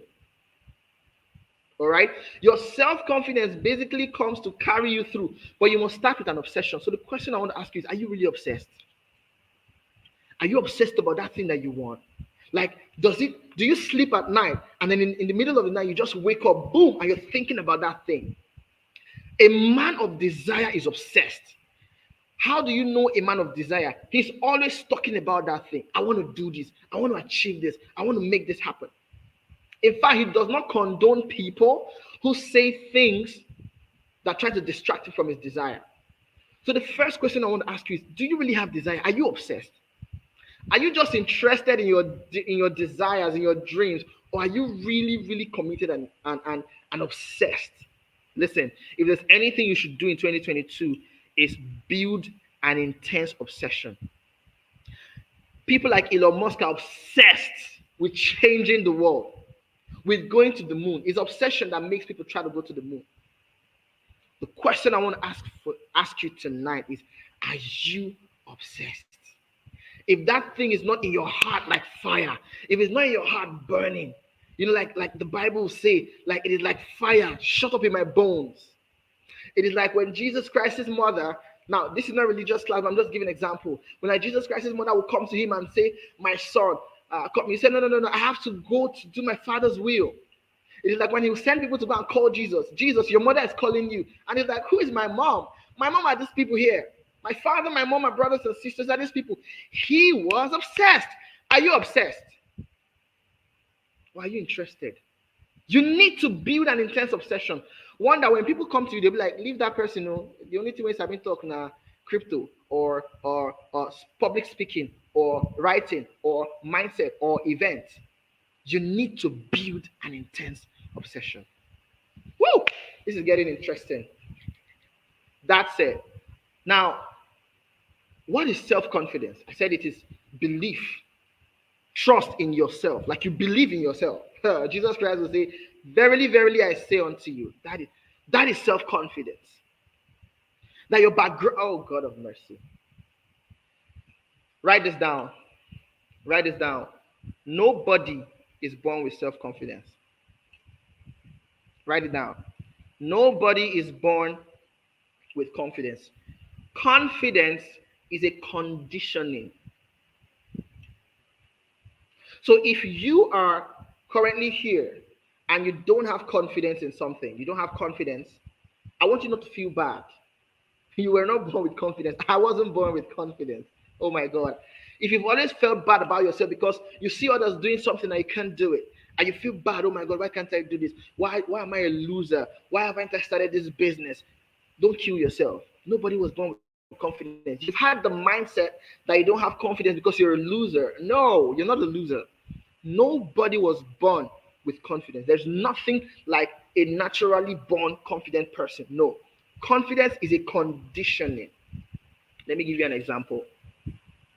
Imagine I pick you up and we go to the sea and I give you a ship, a big ship, and I ask you to sail that ship. Can you sail the ship? Can you be confident enough to sail the ship? You can't because you don't know how to do it. If I put you in an airplane, a Boeing 747, yeah, a Boeing 747, and I ask you to fly it, can you fly it? No, you can't. You can't have the confidence to fly because you don't know how to. So what now is the ultimate key to building self-confidence? We're now going into the message proper. What is the key to building self-confidence? The key, the ultimate key to building self-confidence. You want to hear it? It's not what you're expecting to hear. It's so simple. I know you want to hear something that sounds like Rema, something that is deep Rema, right? But listen, the ultimate key to building self-confidence is practice. That's all. That is all. That is all. The ultimate key to building self-confidence is not practice. It is not that you were born into it. Listen, you know the funny thing. You know the funny thing. Sometimes we think that there are things we would have that will make us become confident.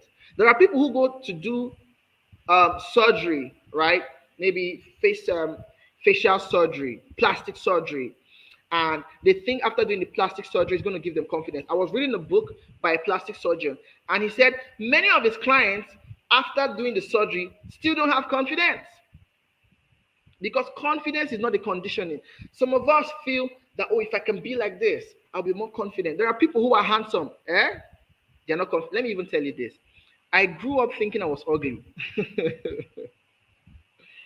For many years, I wasn't taking pictures.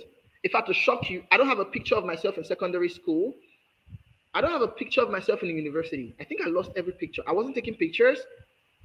My matriculation, I didn't have a picture. Okay, I think I took one picture. I don't know where the picture is because I grew up thinking I was ugly, like I wasn't handsome. Confidence is not because you have certain things. Oh, if I was taller, I'll be more confident. If I was slimmer, I'll be more confident. If I had money, I'll be. There are people. Oh my God, there are people who have money but they don't have confidence. Confidence is a conditioning, and the way you condition yourself to become confident is by practice. Practice is what helps you to build confidence. And I'm going to give you a 4-step process, a 5-step process, right, for building confidence. I'm going to teach you how to do that, right? I'm going to give you that framework for building confidence. But I want you to know that the way you build self-confidence is by practice. It is not by reading books. You don't build confidence by reading books. It's not even by attending this class. What this class is going to give you is the information. What this class is going to give you is the direction. It's going to give you the encouragement, the inspiration. But listen, you build self-confidence by practicing. I'm going to give you an example. Oh my God. I wish I had time. Now let me explain why you build self-confidence by practice. Now you see this brain. You are not your brain. All right. The brain is actually disconnected from the body. The brain is conditioned by what you see, what you hear. That is the truth. The things that your parents have taught you from childhood have helped to determine whether you're confident or not. That is the truth. All right. The things that your friends have taught you, the things that society has even taught you, has made you to either feel confident about yourself or feel less than who you are. But listen to this. The reason confidence is a conditioning is that there is something called synapse in the brain.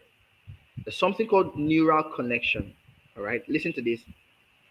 Your brain is a learning machine. Please listen to this. Your brain is an ultimate learning machine, a forever learning machine. Your brain can learn anything if you put yourself to it. So your brain is always looking for a way to learn new things. All right. So listen to this. So just listen. When you try to do something for the first time, what happens is your brain begins to check the files inside of it. Begins to check the files. Let's say you want to drive a car. You've never driven a car before. You step into a car and you want to drive. Your brain begins to check the files. Do you know how to drive? Is there any memory of you driving a car before? If your brain doesn't find a memory of you driving a car, the next thing your brain will do is to trigger fear on the inside of you. And let me say this. Fear is not a bad thing. Yes, fear is not a bad thing. Fear is a signal. Fear is a sign. I'll give you an example. If you put your hand in fire, right? If you put your hand in fire, what you're going to do naturally, before you even think about it, you pull out your hand. Why? Because you feel pain, right? That pain is not a bad thing. Pain is a signal. Pain is a signal that tells you that, oh, this thing is not good for you. That's what pain is. It's a signal. So when you're in a place that you're feeling bad about something, it's a signal that I shouldn't be here. If you're in a relationship with someone and you're always sad, that sadness is a signal that you're not supposed to be there. So that emotion is a signal. The same thing with fear. Fear is just like pain. So fear is a signal that tells you that, oh my God, I have not done this thing before. Take flight, go away, don't do this. That's what fear is. Of course, there is fear that is a habit. That's the one that you've conditioned yourself. That one is a different thing. That's a bad one. But fear as an emotion is a signal, right? That tells you that, oh, you've not done this thing before. So when you want to drive the first time, you're like, oh my God, I've not done this before. Or let's say you want to host an event like this. Oh my God, I've not hosted an event like this before. Fear comes in. But the moment you do it the first time, you drive the car the first time, your brain, your neural synapses begin to create neural links, meaning it is learning. So the next time you come to drive, when you sit on the driver's seat and hold the steering, your brain will begin to check files. Okay, I remember the other day you did this, you held the steering like this. Oh, you stepped on this and it moved. You do it again. Gradually, the fear is no longer brought up as a signal because your brain has created memories that this is something you've done before. So, I said that to say this. If you're lacking self-confidence in doing anything, you can actually teach your brain to be confident. When you want to do something and you're afraid, especially something that you've not done before, you want to do for the first time, and you're afraid, I want you to know that that fear is not really a bad thing in itself, except it has become a habit. All right? But if it is just you want to do something and fear comes in, it is not a bad thing, really. It is a signal that tells you, oh my God, I've not done this thing before. Flight. It is your brain actually that is doing that. Listen to me, it's your brain. But when you begin to teach your brain, right, that listen, I'm going to take one step, then you take another step, then and you take the third step, and you realize that you're no longer regular, and then your brain begins to say, oh my God, I've done this before. For instance, Juliet has hosted this event today. I don't know if this is her first event, right? But guess what? Before she did this event, she probably was scared. Oh my God, is it going to go right? What if network fails? What if my speakers disappoint? What if the internet does this? Oh my God, lots of what ifs to be in her head. But she has done this. Guess what?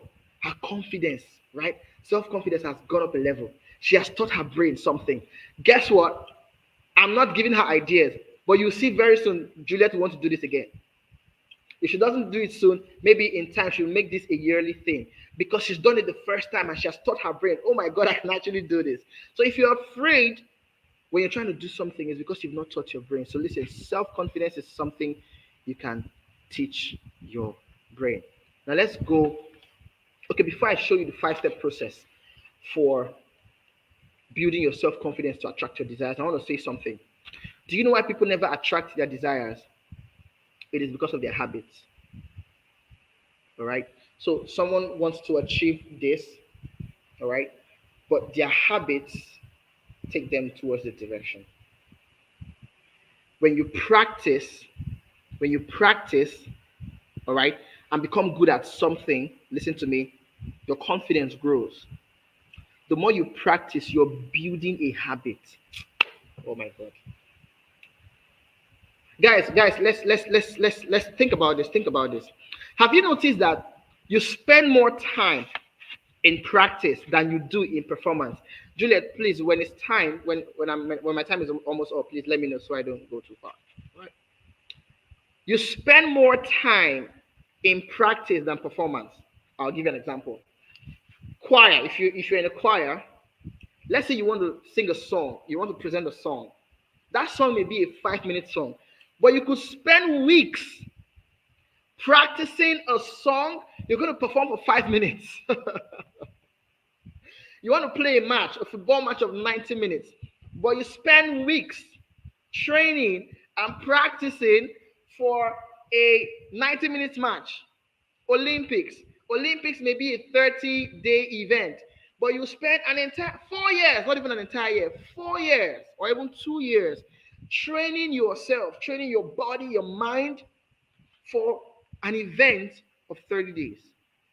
Practice is always longer than performance. Please listen to this. Look at practice here. This is practice. This is performance. Do you know why? Oh my God. Practice is what makes you, performance is what rewards you. Write that down.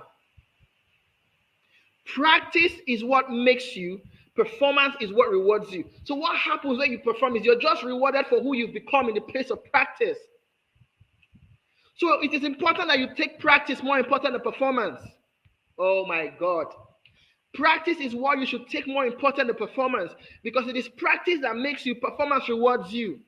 Performance is you just call everybody, hey, come and see what I've been doing behind the scene. Oh my God. Practice is, listen, you're hearing me speak, right? And most of these things are coming off my head. Do you think I came with these things from heaven? Practice. I have practiced a lot. So what you're saying is, this is performance. In 90 minutes, this will be over. But you're looking at experience that's come from reading, that's come from doing businesses, that's come from taking risks, that's come from practicing with the mirror. That's what you're looking at. But you're seeing it in just 40 minutes or thereabout. So practice is what makes you, performance is what rewards you. So don't kill yourself about performance. Don't bother about performance. Oh my God, what if it fails? What if I do? Focus on practice. Don't kill yourself. Oh, I'm going to start this business. Oh my God, what if it fails? That's not your business. Start practicing. So the question is, I want to start this business. What do I need to learn to start this business? Do I need to learn a particular skill? Go and learn the skill. Be practicing the skill. Forget about what happens when you perform. Focus on what happens when you practice. Practice is what makes you. Performance is what rewards you. Write that down. Like, put it somewhere you can see it. Practice is what makes you. Performance is what rewards you. That is why practice takes more time. Performance takes a shorter time. You practice for weeks a song, but you perform it in 5 minutes, because the practice was making you get better, improving your voice, improving your tonality, improving your breath control. You just come to perform, and everybody's like, oh my God, the way this lady sings, Jesus Christ. Oh my God, the way this guy speaks, there's fire, there's, if everywhere is the room is hot. No, you're actually seeing the reward of the practice. All right, so focus more attention on practice.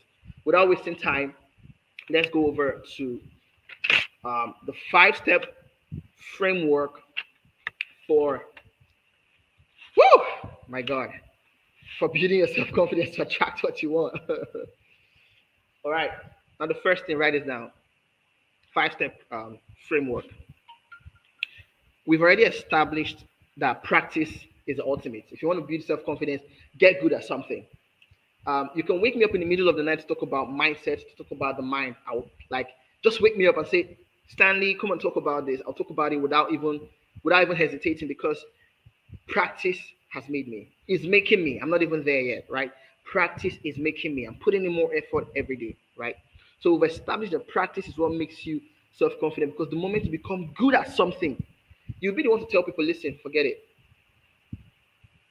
They come to you, they beg you, oh my God, Stan, can you do this for this price? You tell them, no, I can get you somebody who will do it cheaper because you've become confident through practice. Now, what is the five-step framework for building the self-confidence that helps you attract your desires? Number one, write this down. Decide what you want to build your self-confidence around. Very important. Decide what exactly it is you want to become good at. So the question is, I have a boot camp, a training I call the Get It Done boot camp, right? So in that class, I teach them deep things to help them achieve their results, to achieve their goals. And in one of those things, I taught them if you want to achieve a goal, you have to focus on your key result areas. So key result areas are those things, those areas you have to focus on to become really good or to get the results you want. So this is your desire. Let's say your desire is to build a seven-figure business that has staff, that has a team. I mean, a business that makes you seven figures every month, right? You want to start that business. Now, the question you want to ask yourself is, what are the things you need to focus on, right? To to get to seven figures. Number one, you have to focus on getting customers. You have to focus on getting customers. Not even focus on building landing page, all those things. No. Focus on finding the people who will pay you. Where are they? I mean, the ideal customers. So you have to go and learn lead generation. You have to go and learn how to find out where the customers is. So while everybody is focusing on every other thing, how to build landing page, how to do this, that's not your business. Your business is where are my customers? You go hard on finding it. So you want to be the absolute best at finding customers. Or maybe you want to become a public speaker. You want to become a highly paid public speaker, not just a public speaker, a highly paid one. What are the things you want to focus on? Maybe two things. Focus on improving your speech, right? You want to focus on getting gigs. So what you should be doing is practicing storytelling, practicing how to elevate your pitch, your voice, and how to bring it down, how to captivate your audience. So whilst others are focusing on other things, this one is focusing on crypto, you're focusing hard on your public speaking skills. So the first question is decide what you want to build your self-confidence around. And it's going to depend on your desire. So now think about that thing you desire. Ask yourself, what is the one thing? What are the three things, right? Write it down. What are the three things I need to become so good at to be able to achieve this desire? What are the three things I need to become so good at to attract this desire, to make sure this thing becomes a reality? Out of those three, pick out one. Focus on that one. All right. Number two, the second one is learn how to use drills and simulations to build your self-confidence. I'm going to explain what that means. Um, I used to do spoken word. I don't do that anymore. It's been quite a while. I don't know if you know what spoken word is. So spoken word poetry is basically poetry, like um, reciting poems, but this time not just writing the poem, but reciting it, putting a lot of emotion, putting a lot of style to it. I used to do that before, and my pen name for my spoken word um, then was Word Lord, WORDLORD, right? Whenever I, maybe in church, in school, or at an event, whenever I delivered a spoken word piece, people used to scream like, "Oh my God, how did you do this? Like, how did you come up with this?" Because I'll practically cry when I'm delivering my spoken word, right? If it's something that has to do with crying, I'll shed tears. I'm telling you, I'll shed literal tears, right? And people be like, "Oh my God, this guy's a genius. This guy's amazing." Guess what? I am not a genius. I am not a genius, but look at my secret. I used to practice my spoken word so much so. that I knew my words back to back. I knew my lines back to back. So then I started when I was in secondary school. I think so. Yeah, I was in secondary school when I started. When I come home, then I'll take my pen and paper. I'll start writing my spoken word. As I'm writing, I'm reciting it. When I'm done writing, I'll pick the notes, go outside the house, outside the compound, stay in front of the house, and I'll begin to practice. I could practice for 3 hours straight. I remember one, the title of that spoken word piece, I can't remember.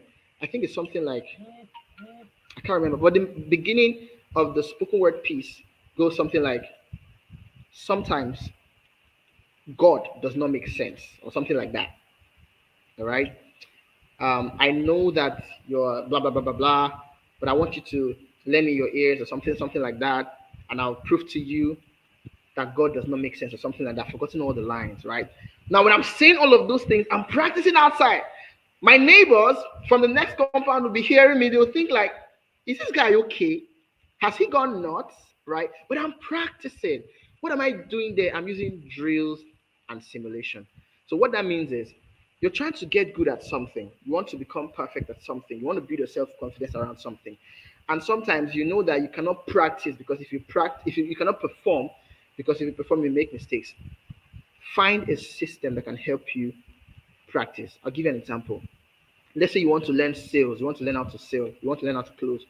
Call a friend and tell him, okay, I'm practicing how to close sales and I don't know how to do it, but I've been reading books and I've been learning. Can we role play? Can you just spend 10 minutes and let's role play? So you be a customer, be a very difficult customer. When I try to sell to you, act like you're not really interested, right? So you try to sell to the person, your friend now. Your friend is acting as a customer, and your friend is saying, "Are you sure this thing is original?" And you're like, this product is actually original. Blah. What are you doing there? You're using drill and simulation. So what that means is create an environment where you can practice as if you're doing it real. For people who want to build their public speaking skills, it could be in front of the mirror, right? You look at yourself in the mirror and you're speaking and you're using all the gesticulations. So use drills and simulations to practice building self-confidence. Number 3 is to focus on one thing.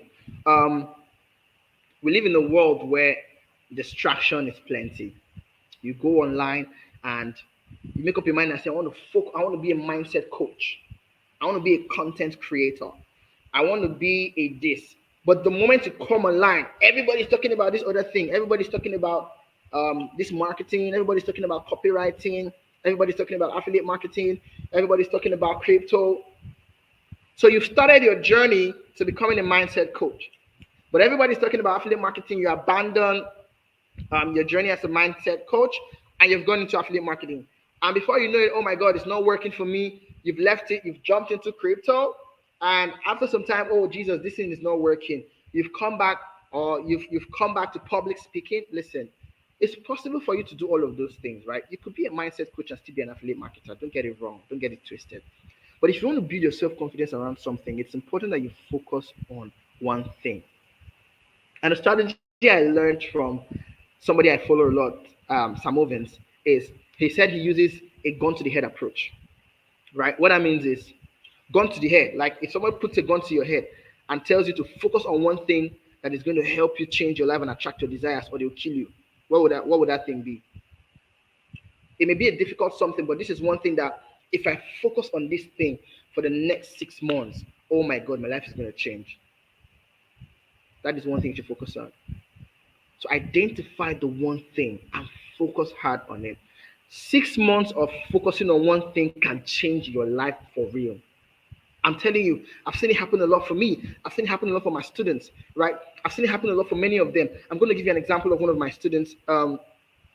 He's in my class. He's a member of my community, the Get It Done community. And he reached out to me and said, he's a young student. He just graduated from the university. He bought a keke, right? He bought a keke. And the reason he rides the keke in the morning till 4. And then in the evening, his brother will ride the keke from 4 to 8. All right. But he has bought courses for his brother to learn some skills. He also trades crypto. He makes money from crypto. But he bought the keke, to add money and all of that. So I He reached out to me and said he wants to increase his earnings. He wants to ask me if he should continue riding the keke. I was like, okay, here's the thing. What is the reason you bought this keke for? Did you buy this keke because you just liked to ride keke? Or you bought this keke because you wanted to add extra income to your bank balance? He said yes. He bought it because he wanted to add an extra income to your bank balance, right? And we did an analysis. Okay, on a very good day, how much do you make from the keke? And we did the analysis, and in a month, he told me how much, roughly, forgotten the amount, right? We did the analysis and saw how much you can make in a month from that keke. And I asked him, this thing you're currently doing, aside the keke, the crypto and courses, isn't it possible for you to create offers every month, maybe every weekend, that can help you make this money that this keke is giving to you? For the first time, he was like, it's actually true. I ride keke from morning to afternoon. What if I sit down and spend that morning to afternoon, create a course, create an offer, create something from my home? What I do is I just focus on promoting it. I can actually make more money than what I'm actually making currently, than what this keke is making. In fact, this keke is not necessary anymore. And he applied it and he made $1,000 in less than 2 weeks. Why? He created a course, an offer, and he promoted it on WhatsApp. And in less than 2 weeks, he made an extra $1,000. Not because he didn't have the knowledge before, right? He did have the knowledge, but he was focusing on the wrong thing. So you need to make your analysis and focus on the one thing that will get you the results you want. Very, very important. Don't do everything everyone is doing. Do the things that will get you the results you want. Um, the fourth one is make decisions and sacrifices. Listen, whether you like it or not, you have to make sacrifices. I'm telling you the absolute truth. Yeah. Except you want to be like every other person, right? But if you want to build something that is different from what every other person is building, you want to live a life in the next 4 years, 5 years. You want to be proud of where you are. You have to make sacrifices. Sacrifices that are in line with your goals. Remember, we said habit is the vehicle that drives you to your desires. All right? Habit is a vehicle that drives you to your desire. So partying is not bad. Listen to me. Oh my God. Partying is not bad in itself.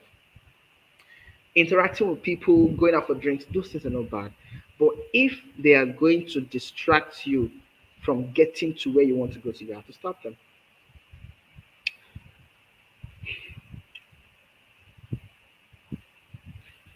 I'm going to give an example. Um, how many minutes do I have left? We're wrapping up soon. I'm going to give you an example. Listen to this. When we were kids, I don't know if you did this. Did you ever pour salt on earthworm as a kid? You know, maybe when it rains and earthworm begins to come out from the ground. Did you ever pour salt on earthworm? Right. So when you pour that salt on the earthworm, what happens? You see the earthworm begin to, fight. It becomes restless. It begins to fight. And after some time, if you come back to the earthworm, you notice two things. Number one, the earthworm will be dead. Number two, you notice that the color of the earthworm has changed, and you notice that it's become a lot more flatter. So, what exactly is going on there? Just listen, this is very important. What I'm about to teach is very important. I'm about to teach you how to use osmosis to achieve your desires. Listen. Inside the body of the earthworm, just as we have bones as our skeletal system, liquid is the skeletal system of the earthworm, right? The liquid is what helps the earthworm stay alive. Now, when you introduce salt, right? Salt is concentrated. Now, the salt is going to extract the liquid from the atom, so the atom is going to die. That is osmosis. If we're in school, biology, we're taught that osmosis is the movement of water molecules from a region of less concentration of solute to a region of higher concentration of solute. Let me explain what that means, right? So what that means is salt is concentrated, right? Very concentrated. So when you bring something that is concentrated, more concentrated, to something that is less concentrated, right? The one that is more concentrated will want to absorb the liquid from the one that is less concentrated. Meaning that salt has come to affect the internal environment of the earthworm. Now listen to this. for you to succeed and attract your desires, you need to create an environment, listen, an environment that will ensure that those desires are attracted. What is an environment? An environment is a region that supports the existence and survival of a thing. You need to create an environment around you that is going to support that dream and keep it alive. So when the salt is introduced to the body of the earthworm, what happens is that the earthworm or the salt is going to, what's the word now? Absorb the liquid from inside the body, all right, of the earthworm, meaning that external factor has affected the internal environment of the earthworm will die. That's how it is with your dreams. You have to create an environment around you, that supports your dream. And that environment comes from creating an obsession.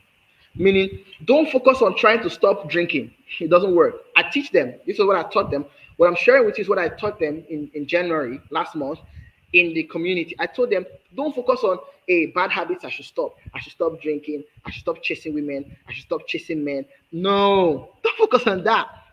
Focus on creating an environment that will support your dream, meaning create an obsession. That your obsession becomes the environment, such that you don't even have time.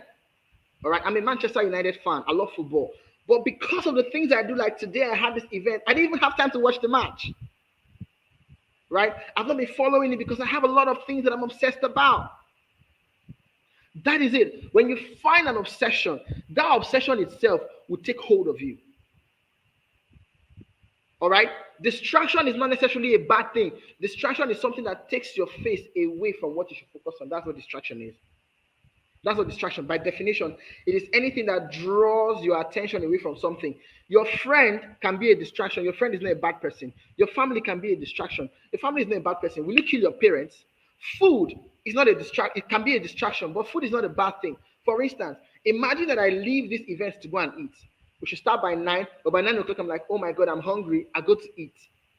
Food is good. My body needs food. But guess what? That food is a distraction because it has drawn my face away. So distraction does not necessarily mean bad things.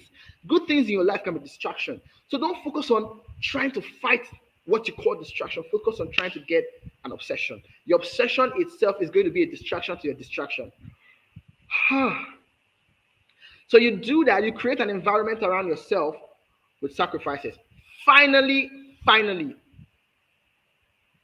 the last thing you need to do if you want to build self-confidence, and this is following from creating an environment, is surround yourself with and make friends with people who are already doing what you intend to do. Surround yourself with, I think this is the biggest lesson you should take away from this. Surround yourself with people who are already doing what you're doing. With people, in fact, don't just surround yourself with them. Make friends with them. Get into their circles. Pay for their courses. Pay for their, if they have a training, if they have a course, pay for it. If they have a community, join. Whatever they're doing, stay there.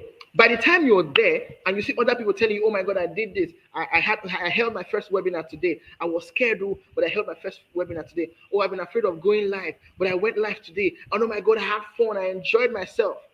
When you find yourself in the midst of those people, you'll be fired up to do it. The reason is because you begin to see that the people that are doing this are humans like you. You suddenly realize, oh my God, I thought this guy was a superhuman, an angel. Oh my God, he's just a human being like me, flesh and blood. Surround yourself with people who are already doing what you want to do. People who are already living the life you want to live. People who are already living the dream, the reality, the desire that you want to attract. Surround yourself with them. They will be the ones to help you constantly train your mind to become self-confident. Because once you watch them do it, once you see them do it, it tells you, yes, I can do it. And by the way, listen to me. When somebody tells you they cannot do something, they are not telling you your reality. They are telling you their reality. Because already they believe they can't do it. Already they believe they can achieve it. So they are projecting to you what they believe about themselves. Because for crying out loud, if I can do something, why would I tell you you can't do it? Do you understand? If I know that I can I can give this talk and change people's life. Why would I tell you you can't do it? I'll tell you you can do it because I can do it. But if I can't do it and you tell me you want to do it, I'll tell you you can do it. So when people tell you you can't do something, it's because they believe they can't do it. So they are basically projecting their own limitation towards you. They're not telling you your reality. And by the way, opinions are not reality. Opinions are not facts. Oh my God. People's opinions are a product of their experience. When somebody tells you you can do something, it is because of their experience. Because if they've done it before, it changed. Do you know that I tell people you can change people's opinion by experience? I'll give you an example. In your family, imagine you've never, imagine, oh my God, imagine they see you as a useless person, you don't make money, they disrespect you. It's because their experience of you is somebody who doesn't contribute. But the moment you start the business and you start making money, you're buying things in the house, they want to do this thing, you tell them, don't worry, I'm going to send double the money. Guess what? Their opinion about you begins to change. Oh my God, Stanley is an amazing guy, man. I have the best senior brother in the world. What changed? Their experience of you. So if you have people in your life who are trying to stop you and are hitting on your self-confidence, they're making you feel like you can't do it. It's because their experience of you is one that says that you can't do something. But your job is not to focus on them. Your job is to keep practicing and get it done. By the time you get it done and they experience your results, their opinion about you will change. This is where we call it a night. Thank you very much. Juliet, over to you.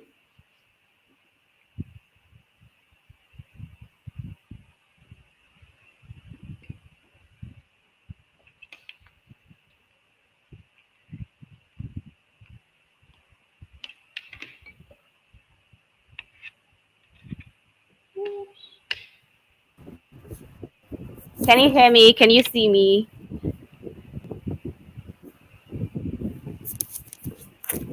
Dan, can you hear me? Can you hear me? Guys, can you hear me? Because I'm not getting a response from Stanley. I don't know if you can hear me right now. Stanley, can you hear me? Can you hear me? Yeah, I can hear you loud and clear. Oh, okay, great. Wow, wow, wow. That was a very powerful session. Like I just had to allow you like go on because I mean I was actually getting a whole lot and now taking notes as well. So it was really powerful. Like, in fact, I didn't even want you to stop. I was just like, oh God, I wish we had a very longer time, like much longer time. But then I was happy that you're my coach, so I'm going to get all of this. I'm going to get all of this and more in our session. So guys, I think Stanley mentioned something about his Get It Done boot camp. Actually, before we started working together, before he became my coach, that was the program that made me realize that God, I need Stanley in my life as a personal coach because all of this knowledge, all of this wisdom, all of this impact and value, like I need it up close and personal. So I'm just going to let him talk about that Get It Done bootcamp shortly. If you can, if not even if you can, actually you guys should jump on it because you can see this session, you see how powerful and impactful it was. Just this short session. I mean, imagine when you get on that bootcamp. So I'm just going to let Stanley talk about it shortly. And then if you have questions, I don't know if you can hear me. If you have questions, you can put it down so that Stanley takes it. But while we take the questions, I'm going to let Stanley talk about the Get It Done bootcamp. And guys, let me see your fire emojis. If this was valuable to you, if this was impactful, if you learned a lot from Stanley's session, like I told you that you will, please drop your fire emojis. Let me know, let us know, or let him know, yeah, that you got value from this session. Please, I want to see those fire emojis in the comments. Thank you so very much. All right, Stanley, over to you. Just talk about the Get It Done bootcamp so we can jump in. Okay. All right. Thank you. I hope you can still hear me loud and clear. Okay. So the idea for the Get It Done bootcamp came um 2 years ago. Yeah, 2 years ago when I had people constantly come to me and tell me that they set goals, but they find out that they never achieve them. In fact, New Year resolution. How many of you are still following your New Year resolution, right? You set a goal, and then after 2 weeks, you're tired, and then you go on to something else. And so people spend their entire year and realize they don't achieve anything. That was why I started the Get It Done bootcamp. So the idea, the goal, basically, was to turn people into ruthless executioners, people who execute their goals without any mercy. You make up your mind and say you want to do something, you go ahead and do it without mercy. And so in the Get It Done bootcamp, I started teaching people about what a goal is and what a goal is not. They tell you to set a goal, um, smart goals, let it be specific. No, none of those things. They tell you a goal is what you want to achieve. A goal is definitely not what you want to achieve, right? They tell you. So I decided to teach people exactly what goal is and how to achieve them. Um, that was what gave birth to the Get It Done Bootcamp. And it is a 4-day training program. Inside it, you're going to learn about what a goal truly is. All right. You're going to learn about what vision is. You're going to learn about how to focus. You're going to learn about how to create an environment. Basically, the things I taught here in summary, I expanded there. There are exercises for you to do. Um, the program actually sells for 25,000 naira. Get It Done Bootcamp. That's the truth. It sells for 25,000 naira. Um, but for the sake of this program tonight, I spoke with Julia earlier today, and I'm going to give it to you for just 10,000 naira. But here's the thing: I want to admit only 5 persons. All right, only 5 persons, just 5 persons. I don't want more than 5 persons, please. Just 5 persons. In addition to getting the Get It Done bootcamp, right, you're going to have free access to a program I'm starting in the month of March. So in the month of March, I'm having a Get It Done accountability program. So what we're doing in that program is not just to set goals, but I'm going to pair you with a partner. That's what we're doing in the program. I pair you with a partner, somebody who you're going to be accountable to. So when you set a goal, you and this person will keep discussing, hey, how have you gone with the goal? Did you do what you're supposed to do today? What results have you gotten? And when you have difficulties, the person is also going to be there to answer you. There'll also be classes during the month. That program is going to hold in the whole of March. But for the 5 persons who get the Get It Done bootcamp tonight, you're going to have free access to the Get It Done accountability program in the month of March. So Juliet is going to send the link, I think, to you on the screen so that you can take advantage of it. But it's just for 5 persons, please. Only for 5 persons. 10,000 naira. Once after tonight, nobody should come in again because the price is definitely going to go back to 25,000 naira by midnight or by tomorrow. By midnight, yeah, by midnight, it should go back to 25,000 naira. But you can get it tonight for 10,000 naira. So, can I get your questions now?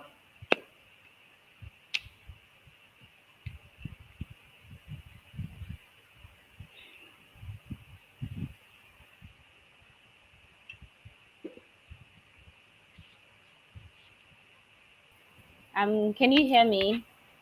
Guys, so please, if you have questions, please put it down. I don't see any questions yet. Thank you so very much for this amazing offer, Stan. Um, Welcome. I hope that you guys would jump on it. Please do not hesitate to jump on it because I can't even begin to tell you how amazing it is. Like you've already even had a bit of an experience with him. So in the Get It Done program, you're definitely going to get to know more about him, and you're actually going to be glad that you got in. So please rush this offer now. You won't get this offer anywhere, right? You won't get it anywhere else. So you should be glad that you're here. Like when Stan started, he said that he congratulated you for being here. So you should be glad that you're here. So please rush now and get this um, program for yourself because you're going to thank yourself for it. So if you have questions, we're just going to take one question, but I don't see any questions yet. But if you have questions, please just put it down. You can take a snapshot of this screen right now, like so that later you can just type in the link in your browser and pay for it. Okay. So guys, if you have questions, please. I can see lots of fire emojis. I can only see fire emojis. I don't see the questions. So if you have questions, it seems everybody really just got value from the session, and basically you actually broke down everything. So maybe they don't really have questions to ask. I don't see any question. I can only see fire emojis. I can only see the fire emojis. So guys, um I'll just wait 1 more minute for a question. If I don't see any question, I'm just gonna say goodbye to Stanley. So they are only just saying thank you so very much for the session and dropping some fire emojis. So Stan, I hope you can still hear me, right? Yeah, loud and clear. All right, great. Okay, so I think we have one question. I think we have one question. Okay, someone said that question got wiped. So I think we have one question. So we just quickly take that, and I don't know if you can see the question, right? So we Yeah, just I can see quickly the take question. that, and that's all for tonight. Okay. The question is, how do I pick one to focus on? Okay. I'm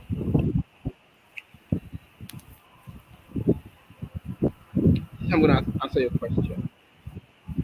I love to reverse engineer things a lot. Okay. To reverse engineer means to start from the end. All right. So I would have loved to know what comfort's desire is. You know what? Can comfort? How do I focus out of so many interests? All right. I love this question. That's I think that's the context. I love. That is still comfort's question, but I How do think I focus? I felt like this was more context.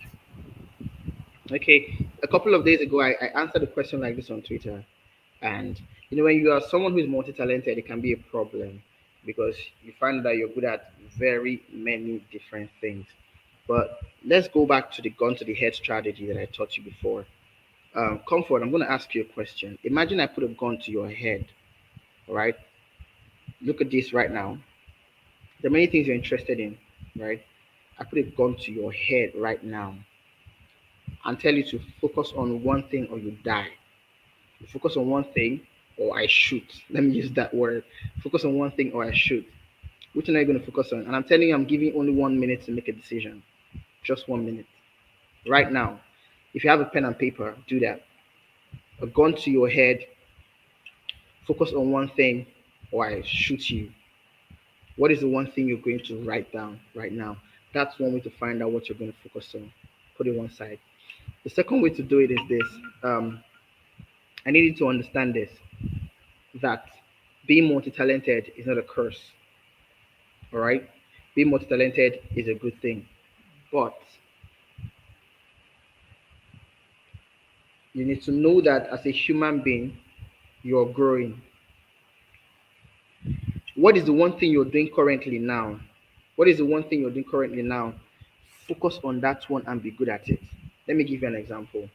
Um, some people are content creators, all right? Some people want to become crypto enthusiasts. You're interested in crypto, you're interested in content creation. Some people are interested in social media marketing. I'm giving an example. So you want to be a social media marketer here, you want to be a mindset coach here, you want to be a content creator, you want to be a crypto enthusiast. Listen, find out which one currently is going to give you the desire you're looking for in the next 4 years. Let me give you an example. Um, I want to be one of the highest paid public speakers in Nigeria within the next by 2025. I want to be among the top three highest paid public speakers in Nigeria. Right? That picture has been in my head for 2025. Because I have that picture in my head, no matter what I do, I almost always practice my public speaking. I read books on public speaking. I follow public speakers. Do you understand? Because I have that picture that by 2025, I want to be top paid speakers in Nigeria. So ask yourself, what is that desire you're looking at in the next maybe 1 year, 2 years? What is that thing you're looking at? Focus on doing and practicing the skills that will help you achieve it. That's number two. But number three, this is very important. Please listen to this. This is very, very, very important. Find something that will give you money. Very important. Find something that will give you money and focus on it. It is important to follow your passion, follow your dreams. But listen, when you don't have money, I'm being very honest here. I'm not trying to be a motivational speaker here. I'm being honest. When you don't have money, it is difficult to pursue passions. I once had a client who I was trying to build how she went through hard times and she was trying to rebuild her finances. So she paid for my coaching. And she'll call me and say, Stan, I have this idea. I have this idea. I'll ask her, do you have the money to promote it? She'll say no. I said, focus on making money. Because when you have the money, it's not difficult for you to promote it. When you have the money, you can even get people to help you make that idea become reality. So one of the things you should focus on now is break your interest into three. What are the top three priorities you have now? Priority number one is you need money, comfort. You need sustenance. That is priority number one. You need something that will sustain you. All right. So ask yourself, what are the skills you need to learn now to increase your finances? Pick out that one skill and begin to get good at it. As you're getting good at it, begin to connect with people who will help you solidify that skill. When you solidify that skill, it becomes easy for you to move to other things. So I'll give you an example. So let's say I start a business, I become good at copywriting, for instance, and I begin to make a lot of money from copywriting. It is easy for me to start a public speaking career, spending money to host events because I have made money from my public speaking career. Do you understand? So break your interest into two. Number one, on the left side, let it be one that has to do with making money. On the other side, let it be the ones that have to do with passion.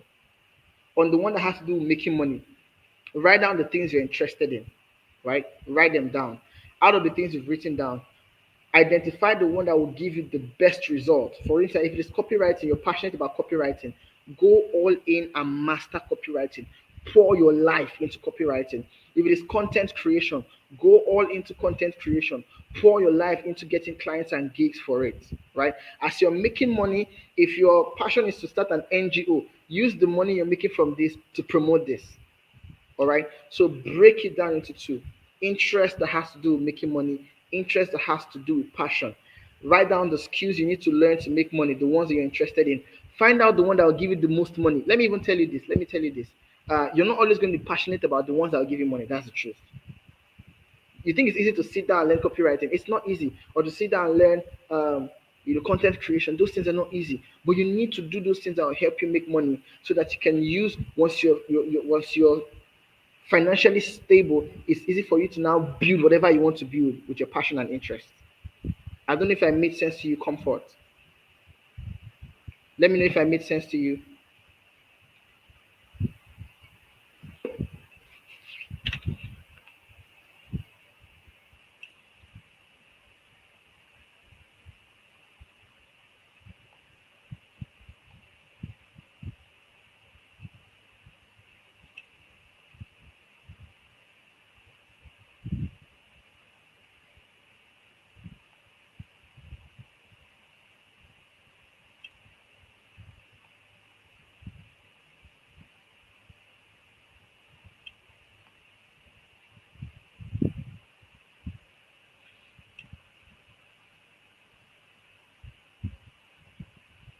Okay.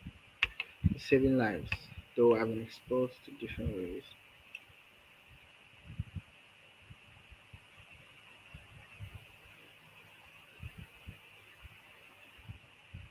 Okay.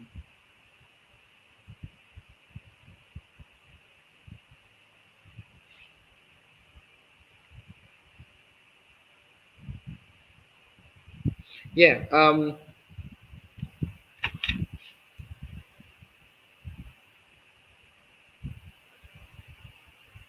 You're a medical student. Okay. Clarify me. Are you in school? What level are you in the university, or are you practicing?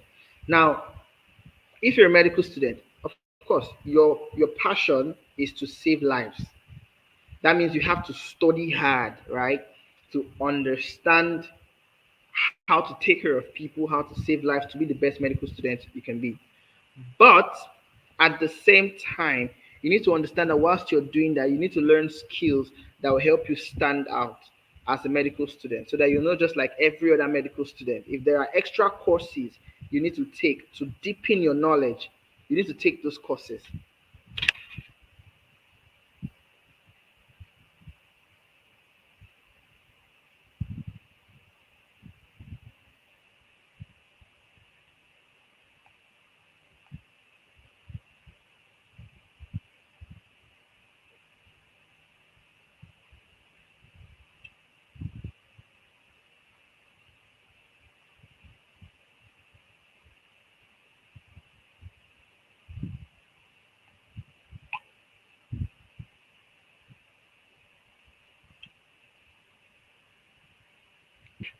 Awesome.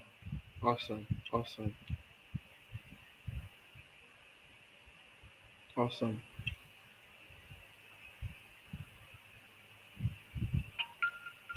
Awesome.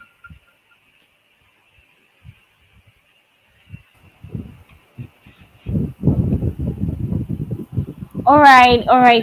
Thank you so very much. I guess Comfort um has gotten it like a head start on basically how to start or how to go about and gotten answer basically to her question. And Comfort, if you want more answers or if you want like a direct one-on-one session, or basically you want to really get to understand how you can choose one thing to focus on apart from all of the answers that Stanley has given, I would advise you that you get Stanley's Get It Done bootcamp. Like this is really going to change your life. I am a testimony, right? I'm a testimony. I remember when I got that bootcamp. Was it in 2020? Or early 2021. I can't really remember when. But basically, everything that I'm doing right now, all that I am right now, it's basically from that one step that I took when Stanley launched the first Get It Done bootcamp. Yeah, I'm proud to be like the power of one of the pioneer students, that started the first Get It Done bootcamp with Stanley. And after all that first one, I realized that Stanley was someone I really needed to work with because of certain things I needed to fix in my life. And thankfully we did, or we have been. And where I am today, I'm grateful. This is actually my first virtual summit that I'm having guest speakers. And I think it's basically because of Stanley's push. Thank you so much, Coach. It's basically because of Stanley's push and everything. Like I where I was before and where I am right now, there's been a positive and a very, very, very, very glaring change. And basically, actually, where I'm going to be is actually going to be bigger than where I am currently right now. And it's all because of a single step I decided to take. And that was basically getting in touch with Stanley, registering for the Get It Done bootcamp, and making sure that Stanley is a very, very important part of my growth and my personal development and my life and basically everything. So Stanley is someone that I'm also trying to model. He has big goals that sometimes scary, but sometimes I'm like, okay, if Stanley can dream like that, then maybe I can too, right? So guys, I brought my personal coach to you guys to learn from. And so far, it has been amazing. I'm sure that we all learned a whole lot of things. We got value from this session, and I could see the fire emojis. But do not allow it end there. Like when I said, when before we started this whole event, I shared some tips that we need to make sure we get the most of this summit, right? And one of them is taking action. So it's very important that you don't just come to this summit and then you go back and there's no significant change in your life. So make sure you take action. And one of the important action that I would advise you, it's an advice I'm giving you to take, and that's because it worked for me. So I'm certain that it could work for you. It's to get Stanley's Get It Done bootcamp. You're not going to regret it at all. You're going to thank yourself for that. So Stanley, thank you so very much. I really, really, really, really, really appreciate you. Thank you so very much for honoring my invite. Thank you for being here. Thank you for giving value. Thank you for sharing your heart out. That's basically how Stanley teaches. He shares his heart. He gives his heart out. Like when he's teaching, he puts his all into the teaching. You could feel it from the way he teaches, and I'm so grateful. I can't even thank you enough. So Stan, thank you so much. Thank you. I would allow Thank you you go now. so much. I don't know if you have any last words. Uh, the only thing I'll say to everyone is just go out there and bring out your potential. Go out there and practice. That's how you get self confidence. And I look forward to meeting everybody in a place where they are crushing it. Yeah. All right. Thank you so very much, Stan. So it's a bye bye for now. We'll talk later. Okay, guys, we have almost come to the end of this summit. You've heard from the first speaker, Chinaza Favor, and you've heard from my coach, Stanley SD David. And, they've all given you practical tools that has worked for them, that is working for them on how you can basically tap into the limitless power of the mind and begin to attract your desires. Like Chinaza talked about, overcoming limiting beliefs. So we know that basically you're not going to be able to, in fact, I don't want to start I don't want to start another teaching here, because I know that I can easily just dive into another teaching, another round of teaching. But I believe that these two speakers have really shared a whole lot of things. Tomorrow we are going to continue in this spree, and we're going to be having two other guest speakers, and myself inclusive, and then my friend, Aaron Agboyore. So we're going to be learning a whole lot of things. He's going to be talking about the magnetic self, how to connect to yourself to attract your desires. So many of us are really disconnected from ourselves, and that's why we're not able to attract our desires. So he's going to be talking on that.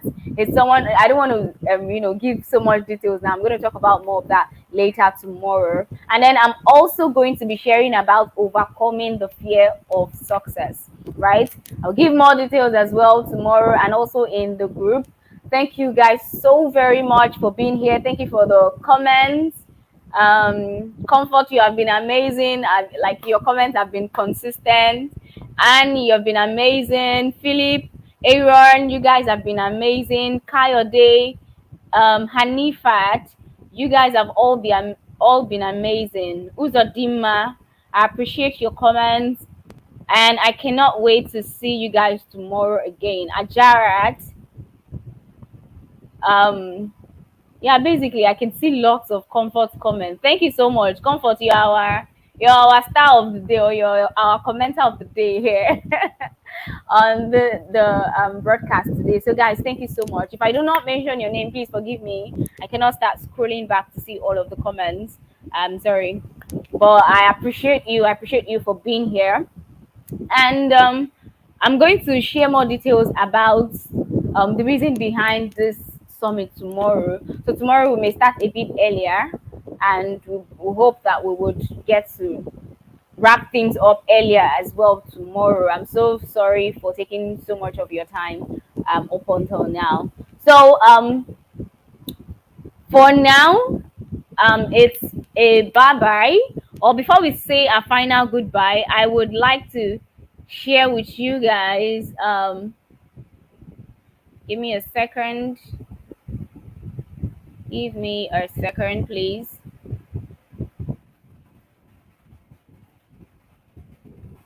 Before we say our final goodbye, I would like to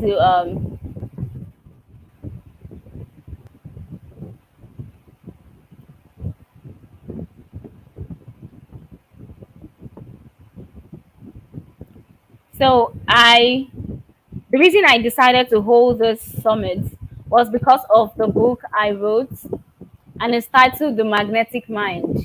So basically, everything that the speakers are sharing are kind of like tips, or would I call it tips, or okay, I'll call it a tip of the iceberg of what is on my book, The Magnetic Mind. It's basically it's titled The Magnetic Mind: How to Tap into the Limitless Power of the Mind to Attract Your Desires. That's why the speakers have been speaking on limiting beliefs, building your self confidence, all of these things. And then tomorrow, Aaron is going to talk about the magnetic self. All of these things are kind of like tips from what I share in my book. It's my first official book, and I'm giving it out at a token, or for a token of just 5,000 naira. You can get it for 5,000 naira. And this is actually the pre-order price, because after this summit, it's going to go to 10,000 naira. So I'd advise that you take advantage of it. Tomorrow I'm going to share more details about what the book entails and all of that.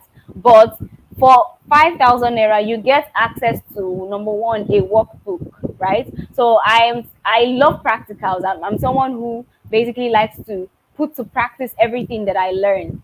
So I have also created a workbook that would help you or guide you into put into practice all of these things that we're learning.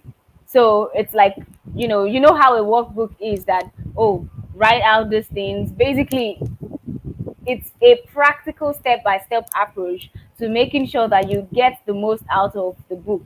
That's what the workbook, and you get it for free, right? And you also get access to a community, a 3 month community, or 3 months access to a community where I will be going live bi-weekly, right? So that's once in 2 weeks, right?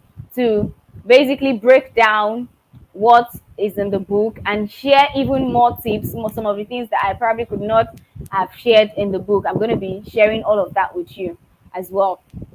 um so, and also, I know that so many people buy books and they don't get to read it. Yeah, so this is the book I'm talking about. Don't know if you can see it. Yeah, so this is the book. Yes, it's in print, so you get a copy. And then you also get access to the community for 3 months, and you also get a workbook. Tomorrow I'm going to talk more about it, but you can just take a snapshot and go to this link and read more about it, right? So guys, thank you so very much. I am ending the broadcast right now. It was an amazing session. It was really great to have you guys here. I would see you all tomorrow. And a very special shout out to my team. um Tomorrow I'm going to talk more about them, right? They're the ones who really made all of this possible. I really want to thank them so much. Tomorrow I'm going to talk more about them. I'm going to get to introduce them to you, right? So please be here tomorrow for the grand finale. You do not want to miss it. So guys, thank you so very much. I love you. And for now, it's a bye-bye. My name is Juliet Israel, and I hope that you had an amazing time in this summit today. Bye.